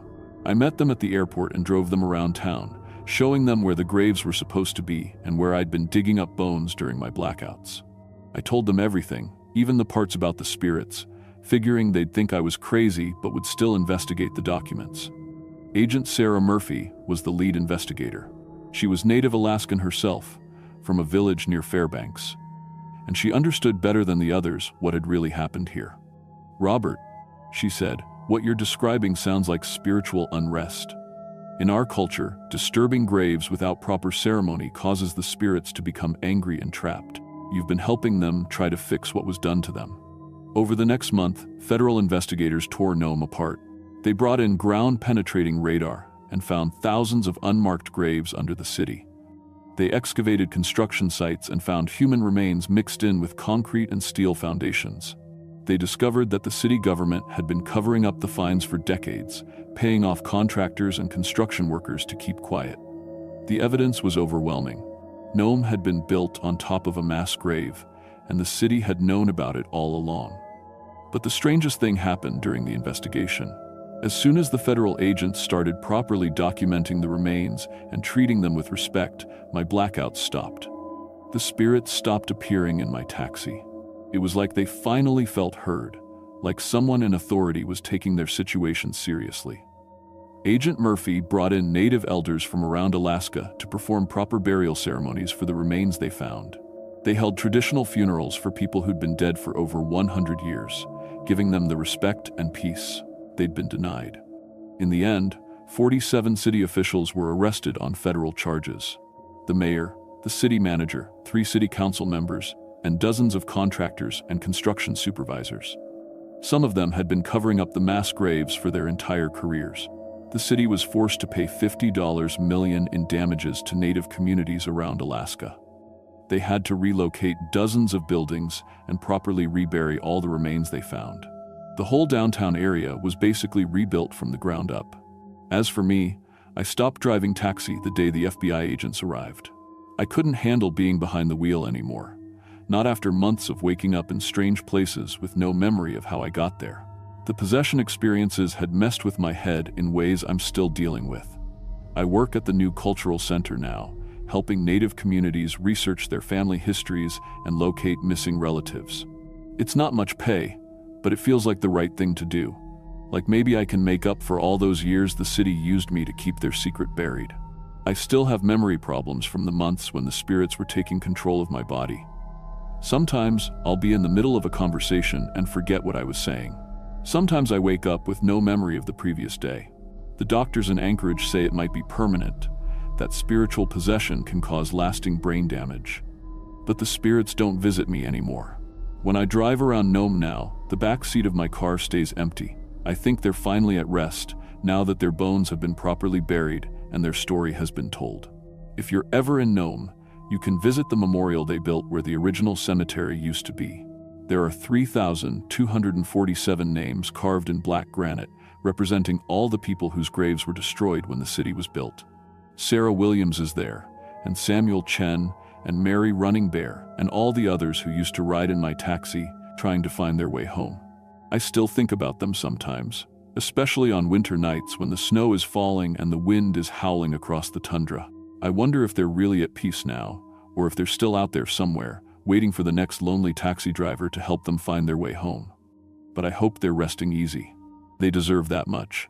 After everything they went through, and everything they put me through to get their story told. These days, Nome has a new taxi service run by a company from Anchorage, professional drivers who work in teams and have regular check-ins with their dispatch. No more lonely men working the night shift by themselves. No more blackouts and mysterious passengers. I guess that's for the best. Some jobs are too dangerous for one person to handle alone, especially when the dead won't stay buried.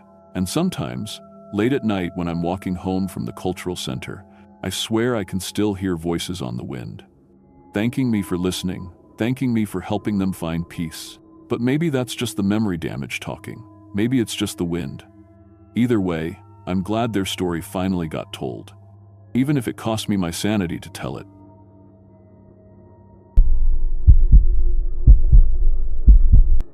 My name is Tommy Reeves, and I worked as a grocery bagger at Peterson's General Store for 2 years.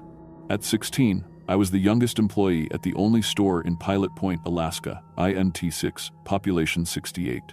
I'd been bagging groceries, stocking shelves, and helping customers since I was 14. My grandmother got me the job right after my parents died in that plane crash. She said keeping busy would help me deal with the loss. Pilot Point isn't like other places. We're stuck between the mountains and the frozen bay, connected to the outside world by one small airstrip and a radio tower that works when it feels like it. In winter, we're completely cut off for months. The store is the heart of our tiny community. Everyone comes in at least twice a week for supplies. I knew every customer by name, their usual purchases, even their personal problems. Mrs. Chen always bought extra cat food because she fed the strays. Mr. Davidson got the sugar-free cookies because of his diabetes. Working at the store meant knowing everyone's business. I thought I was good at my job. I could pack a bag perfectly, heavy items on bottom, cold stuff together, bread and eggs protected. I memorized where everything went on the shelves. I helped elderly customers carry their groceries to their cars in the snow. Peterson's was more than just a store to me. It was my connection to the only family I had left in this isolated place. My grandmother raised me after the crash. She'd lived in Pilot Point her whole life, born here when it was just a fishing camp. She knew everyone, helped everyone, and everyone trusted her. She made sure I felt safe and cared for, even when I had nightmares about losing my parents. She gave me vitamins every morning to keep me healthy during the long, dark winters. She said the isolation could make people sick if they weren't careful. But what happened during my second winter working at Peterson's changed everything I thought I knew about our quiet little town. What I discovered about the people I'd trusted my whole life still keeps me awake at night. I learned that sometimes the most dangerous monsters are the ones who smile at you every day, who claim they love you, who say they're protecting you while they're destroying your life piece by piece. Peterson's General Store sat at the center of Pilot Point like a wooden fortress against the wilderness. The building was old but solid, thick walls, small windows, and a creaky wooden floor that announced every customer's arrival. The front section held groceries, pharmacy items, and basic household goods. The back section stored bulk supplies, hunting gear, and the big chest freezers full of meat that lasted us through the worst months. I knew every inch of that store. The register system was ancient, no fancy scanners, just price tags and manual entry. The freezer section hummed constantly, working overtime against the Arctic cold seeping through the walls. We had 3 aisles of canned goods, one refrigerated section for dairy and fresh meat, and a small pharmacy counter where people picked up prescription deliveries from Anchorage. My daily routine started at 7 in the morning. I'd unlock the front door, turn on the heat, and check that the freezers hadn't failed overnight. In Pilot Point, losing refrigeration meant losing thousands of dollars of food that couldn't be replaced until the next supply flight. I'd stock shelves with deliveries from the previous day, sweep the floors, and organize the checkout area before Peterson arrived at 8. The customers came in waves. Early morning brought the fishermen buying coffee and sandwiches before heading to the docks. Mid-morning was the elderly residents doing their regular shopping. Afternoons were families with children, and evenings brought working adults picking up dinner supplies. I knew everyone's schedule by heart. But that November, right before the first big storm of winter, I started noticing something weird about the shopping patterns. It began with Mrs. Hendricks, a 72-year-old woman who lived alone in a tiny house near the airstrip. She'd never mentioned having grandchildren, but suddenly she was buying diapers, baby formula, and children's vitamins every week. At first I thought maybe she was helping someone else, maybe a young mother who couldn't make it to the store. But when I offered to help carry her heavy bags, she got nervous and insisted on handling everything herself. She'd stuff the baby supplies into opaque plastic bags and hurry out like she was hiding something. Then I noticed Mr. Petrov doing the same thing. He was 80 years old, lived alone since his wife died, and had no children or grandchildren that anyone knew about. But he started buying baby food, small clothes, and children's medicine. When I asked if he was expecting visitors with kids, he just mumbled something about helping the community and changed the subject. The pattern spread. Mrs. Chen, who I'd known for years as the crazy cat lady, suddenly needed children's blankets and stuffed animals. Mr. Davidson started buying toys and coloring books, along with his diabetic supplies. 7 different elderly customers, all living alone, all suddenly shopping for babies and toddlers. I tried asking my grandmother about it over dinner one night. "Hey, Grandma, have any families moved to town recently? I'm seeing a lot of people buying baby stuff at the store." She paused with her fork halfway to her mouth. Her face went pale, and she set down her food without taking a bite. "Why are you asking about that, Tommy?" "Just curious. Mrs. Hendricks bought formula again today, and I know she doesn't have family visiting." My grandmother stood up quickly, clearing her plate even though she'd barely touched her dinner. "People buy things for all sorts of reasons. It's not your business to wonder about customer purchases. Focus on your own job." Her reaction was strange. My grandmother usually loved discussing town gossip, who was dating who, which family was having money troubles, whose roof needed fixing before winter. But mentioned babies, and she shut down completely. The next week, I started paying closer attention during my shifts. The elderly customers buying baby supplies had something else in common. They all made trips to the old Petrov house on the hill outside town. Ivan Petrov had died 2 years ago, and everyone said the house was abandoned. His nephew inherited it but lived in Anchorage and never visited. But from my position at the store's front window, I could see the hill road clearly. Several times a week, I watched Mrs. Hendricks, Mr. Davidson, Mrs. Chen, and the others drive up that winding path to the supposedly empty house. They always carried bags with them, the same bags I'd helped pack with baby supplies. And sometimes, when the wind was just right and the town was quiet, I swore I could hear crying coming from that direction. The first time I heard the crying clearly was during my closing shift on a Tuesday evening in late November. The store was empty, and I was finishing the daily inventory when a sound drifted through the walls, high-pitched, desperate wailing that definitely wasn't the wind. I stepped outside into the bitter cold and listened. The crying came in waves, like multiple children sobbing at once. It was coming from the direction of the Petrov house, carried down the hill by the Arctic wind. The sound made my stomach twist. Something was very wrong. I grabbed the binoculars Peterson kept behind the counter for watching the airstrip and focused on the old house. Most of the windows were dark, but I could see a faint yellow glow coming from what looked like the basement level. The light flickered like candles or oil lamps, not electric bulbs. The crying stopped as suddenly as it had started, leaving only the howling wind and the distant crash of waves against the frozen shore. I stood in the doorway for 10 more minutes, watching that house, but saw nothing else unusual. When I finally locked up and walked home, I couldn't shake the feeling that someone was watching me from those dark windows. That night, I barely slept. I kept thinking about the baby supplies, the elderly customer's secretive behavior, and that heartbreaking sound of children crying. When my grandmother gave me my morning vitamins, I almost asked her about it again, but something in her eyes stopped me. She looked worried, like she was waiting for me to say something specific. Instead, I decided to investigate on my own. The next evening, I told my grandmother I was staying late to help Peterson with inventory. But after he left at 6, I hid in the store and waited for Mrs. Hendricks to make her usual trip to the Petrov house. She arrived at 7:30, just like clockwork. I watched her park outside and grabbed 2 large bags from her back seat. Bags I recognized from her afternoon shopping trip. She'd bought formula, diapers, baby food, and a package of children's clothes. I waited until she disappeared up the hill road, then slipped out the back door and followed. The house looked even more abandoned up close. Paint peeled from the wooden siding, and several shutters hung at odd angles. But as I crept around to the side, I saw that the basement windows had been covered with thick blankets from the inside. Light leaked around the edges, and I could hear voices, multiple women talking in hushed tones. I found a small gap where one blanket didn't quite cover the window frame and pressed my eye to the glass. What I saw made my blood freeze. The basement had been converted into some kind of nursery. 3 cribs lined one wall, and I could see small shapes moving inside them. Children, toddlers, maybe 2 or 3 years old. 5 elderly women I recognized from the store moved between the cribs, changing diapers, feeding bottles to the kids, and speaking in gentle voices. But the children looked wrong. They were too thin, too pale, and their eyes held a glazed, confused expression that reminded me of sick animals. When Mrs. Hendricks reached into one crib to pick up a little girl, the child flinched away and started crying. The same desperate wailing I'd heard from the store.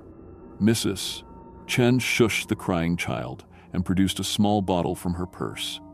She forced a few drops of some liquid into the girl's mouth, and within minutes, the crying stopped. The child's eyes went blank and sleepy, like she'd been drugged. I stumbled backward from the window, my heart hammering. These weren't visiting grandchildren or community children being cared for. These were kidnapped kids, being held prisoner in a basement by the town's most trusted elderly residents. And they were drugging them to keep them quiet and compliant. As I turned to run back to town, a hand grabbed my shoulder. "Tommy?" Mrs. Hendricks stood behind me, her kind grandmother face twisted with worry and anger. "What are you doing here, sweetheart?" I got lost hiking," I stammered, trying to pull away from Mrs. Hendricks' grip. "I was just trying to find my way back to the road." Her fingers tightened on my shoulder. "In the dark? Without a flashlight? Tommy, that's not very smart." Her voice was still sweet, but there was something cold underneath it. "Why don't you come inside and warm up, Mrs. Chen just made hot chocolate." Every instinct screamed at me to run, but Mrs. Hendricks was stronger than she looked. She guided me toward the basement entrance, her hand never leaving my shoulder. "The other ladies will be so happy to see you. We've been talking about you a lot lately." The basement was warm and smelled like baby powder and something medicinal. The 5 elderly women, Mrs. Hendricks, Mrs. Chen, Mr. Davidson's wife Sarah, old Mrs. Miller, and someone I didn't recognize, all turned to look at me with identical expressions of forced calm. "Look who I found outside," Mrs. Hendricks announced. "Our little Tommy, all alone in the dark." Mrs. Chen smiled and handed me a steaming mug. "Drink this, dear. You must be freezing." I took the mug but didn't drink. The 3 children in the cribs watched me with those same glazed, hopeless eyes. One of them, a little boy with dark hair, looked familiar. I'd seen his face somewhere before. "Mrs. Hendricks," I said carefully, "who are these children?" "Our grandchildren," she replied without hesitation. "We're taking care of them while their parents are away." "Away where?" The women exchanged glances. Mrs. Miller stepped forward, her wrinkled hands clasped together. "Tommy, you're such a smart boy. You've always been curious about everything. But sometimes curiosity can get people into trouble." I backed toward the stairs, still holding the untouched mug. "I should go home. My grandmother will be worried." "Actually," Mrs. Chen said softly, "your grandmother knows exactly where you are." The basement door at the top of the stairs opened, and my grandmother's voice called down. "Is he here? Did you find him?" "He's here, Ruth," Mrs. Hendricks called back. "Come down and talk to your grandson." My grandmother appeared at the bottom of the stairs, and the look on her face told me everything. She wasn't surprised to see me here. She wasn't worried about my safety. She was relieved that I'd been caught. "Tommy," she said gently, "I think it's time we had a talk." That's when I recognized the little boy in the crib. His face had been on a missing person poster at the post office for 3 months. Jake Morrison, age 3, disappeared from a fishing village 60 miles south. The poster said his parents were desperate to find him. "You kidnapped them," I whispered. My grandmother sighed. "We saved them, Tommy." These children were living in poverty, neglect, dangerous situations. Their parents couldn't provide for them properly. We gave them love, safety, and everything they need.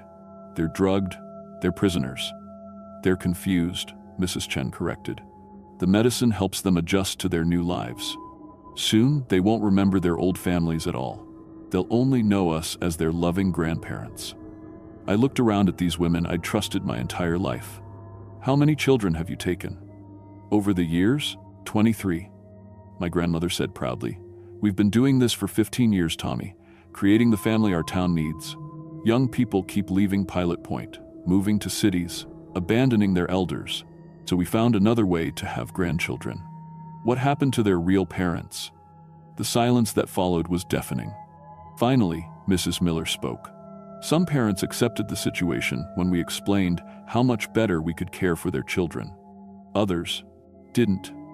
You killed them. We protected our family, my grandmother said firmly. 6 parents tried to take our grandchildren away. We couldn't allow that. My legs felt weak. I set the mug down on a nearby table, and Mrs. Chen immediately picked it up, studying how much I'd drunk. None of it, she reported. He's being stubborn. Tommy, my grandmother continued, do you remember getting sick a lot when you first came to live with me? Headaches, confusion, trouble remembering things? I did remember. The first year after my parents died was a blur of illness and fog. I'd attributed it to grief. Those weren't grief symptoms, sweetheart. I was giving you the same medicine we give all our grandchildren, to help you forget your parents and accept me as your real family. The room spun around me. The vitamins, special vitamins, they made you compliant, affectionate, dependent. But you're 16 now, too old for them to work properly. Your mind keeps fighting back, asking questions, noticing things we don't want you to notice. I thought about all the times I'd felt confused lately, all the memory gaps, all the times I'd started sentences and forgotten what I was going to say. How long have you been drugging me? 2 years. Ever since the plane crash. What plane crash? But even as I asked, pieces started falling into place. They didn't crash. You killed them. My grandmother's face hardened. Your parents wanted to take you away from here. They got jobs in Anchorage and planned to move. I couldn't let them steal my only grandson. The truth hit me like a physical blow. My parents hadn't died in an accident. They'd been murdered because they tried to leave this place with me. Everything I remembered about that day, everything I'd grieved over for 2 years, was a lie. You sabotaged their plane, I said, my voice barely a whisper. Your grandfather was an excellent mechanic, my grandmother replied matter-of-factly. He knew exactly which part to loosen so the engine would fail over deep water. Quick, painless, no evidence. I started backing toward the stairs again, but Mrs. Hendricks moved to block my path. Tommy, you need to understand. We did this because we love you. All of us. Every person over 60 in this town has been caring for you, protecting you, making sure you stayed healthy and happy. By drugging me, by making me forget my own parents, by giving you a better family, Mrs. Chen insisted. Look at these beautiful children. They're happy now. They don't remember their old lives of poverty and neglect. In a few years, they'll be grateful for what we've done. I looked at the 3 toddlers in their cribs. They weren't happy. They were broken, their spirits crushed by months of drugs and psychological manipulation. The little girl who'd been crying earlier sat motionless now, staring at nothing with empty eyes. The other teenagers, I said suddenly, the ones who tried to expose you, where are they? My grandmother's expression didn't change. They're in the cemetery, Tommy, with proper death certificates saying they died in accidents. Hunting mishaps, drowning, falling through ice. Such dangerous country we live in. You murdered children. We protected our family, she corrected. Just like we're going to protect it now. Mrs. Miller had moved to a cabinet and was preparing a syringe. This will help you feel better, Tommy. Help you stop asking so many questions. I realized with crystal clarity that I had maybe 30 seconds before they overpowered me and turned me into one of those empty-eyed children in the cribs. I was bigger than any of them individually, but there were 6 elderly women in a basement with one narrow exit. I grabbed the hot chocolate mug from the table and hurled it at the nearest light bulb. The room plunged into partial darkness, lit only by a single bulb near the stairs. In the confusion, I shoved past Mrs. Hendricks and bolted for the steps. "Stop him!" my grandmother shouted. I took the stairs 3 at a time, burst through the basement door, and ran for the front of the house. Behind me, I could hear the women calling for help.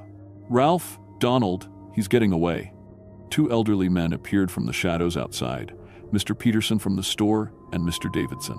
They moved to block my escape route, but I was younger and faster. I dodged around Peterson and sprinted toward the road. "Tommy," my grandmother's voice echoed through the night. "Come back. You can't survive out there alone." But I knew she was wrong. I'd been surviving alone for 2 years, fighting against drugs that were supposed to make me forget who I really was. My mind felt clearer than it had in months, like a fog was finally lifting. I ran straight to the store and used Peterson's emergency radio to try calling for help. Mayday, Mayday, this is Pilot Point. We have kidnapped children and multiple murders. I need state troopers immediately. The response was crackling static. The radio had limited range, and I wasn't sure my transmission was getting through. I tried again, giving my name and location, describing what I'd seen in the basement. Copy that, Pilot Point. Stand by. The voice faded in and out. Through the store windows, I saw flashlights moving down the hill. The elderly residents were organizing a search party. I grabbed supplies from the store: water, food, warm clothes, matches, and stuffed everything into a backpack. My only chance was to reach the next village and get help. But it was 60 miles through wilderness, and winter was setting in hard. The snow machines were kept in a garage behind the store. I'd driven them before on hunting trips with my parents, my real parents, whose faces I was finally starting to remember clearly. I got one machine started just as the search party reached the store. "Tommy," my grandmother called, "please come home, we love you." Love. They called what they'd done to me love. They called kidnapping, drugging, and murdering love. I gunned the snow machine and headed south into the wilderness, following the frozen river that would lead me toward civilization. Behind me, I could hear more engines starting up.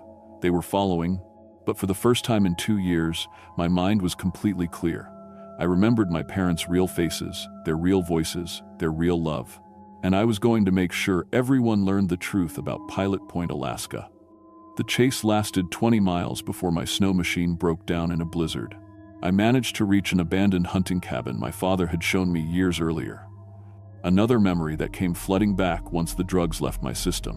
I survived 3 days on canned food and melted snow water, using an old emergency radio to send distress signals whenever the weather cleared enough. On the third day, state troopers finally reached me, following my radio transmissions and the trail I'd left in the snow. My grandmother had told them I was mentally ill, suffering from hallucinations and dangerous delusions. She claimed I'd run away during a psychotic break and was a danger to myself. But I had evidence. Photos I'd taken with Peterson's camera before fleeing, recordings on the emergency radio, and most importantly, my testimony about the drugged children in the basement. The rescue team reached the Petrov house that same day. They found 3 kidnapped children, exactly as I'd described. Medical tests confirmed the kids had been systematically drugged with powerful sedatives and hallucinogens designed to cause memory loss and dependency. 13 elderly residents were arrested, including my grandmother. The investigation uncovered 15 years of kidnappings, with 23 children taken from isolated villages across the region. 6 parents had been murdered when they tried to retrieve their kids. 3 teenagers who discovered the operation had been killed and buried in the town cemetery with falsified death certificates. I was placed in protective custody while the trials proceeded. The media called it Alaska's House of Horrors and the Grandparent Conspiracy. My grandmother and the others were convicted of multiple counts of kidnapping, murder, and child endangerment. Most received life sentences. I'm 21 now, living in Anchorage. The state provided therapy to help me recover from years of psychological manipulation and drug-induced memory loss. I still have gaps in my childhood memories. Iowa why? Some things the drugs stole from me forever. The kidnapped children were returned to their surviving families. Some adjusted well with therapy. Others, like me, will never fully recover from what was done to them. I work at a different grocery store now, in a city where people don't all know each other's business. Sometimes customers remind me of the elderly.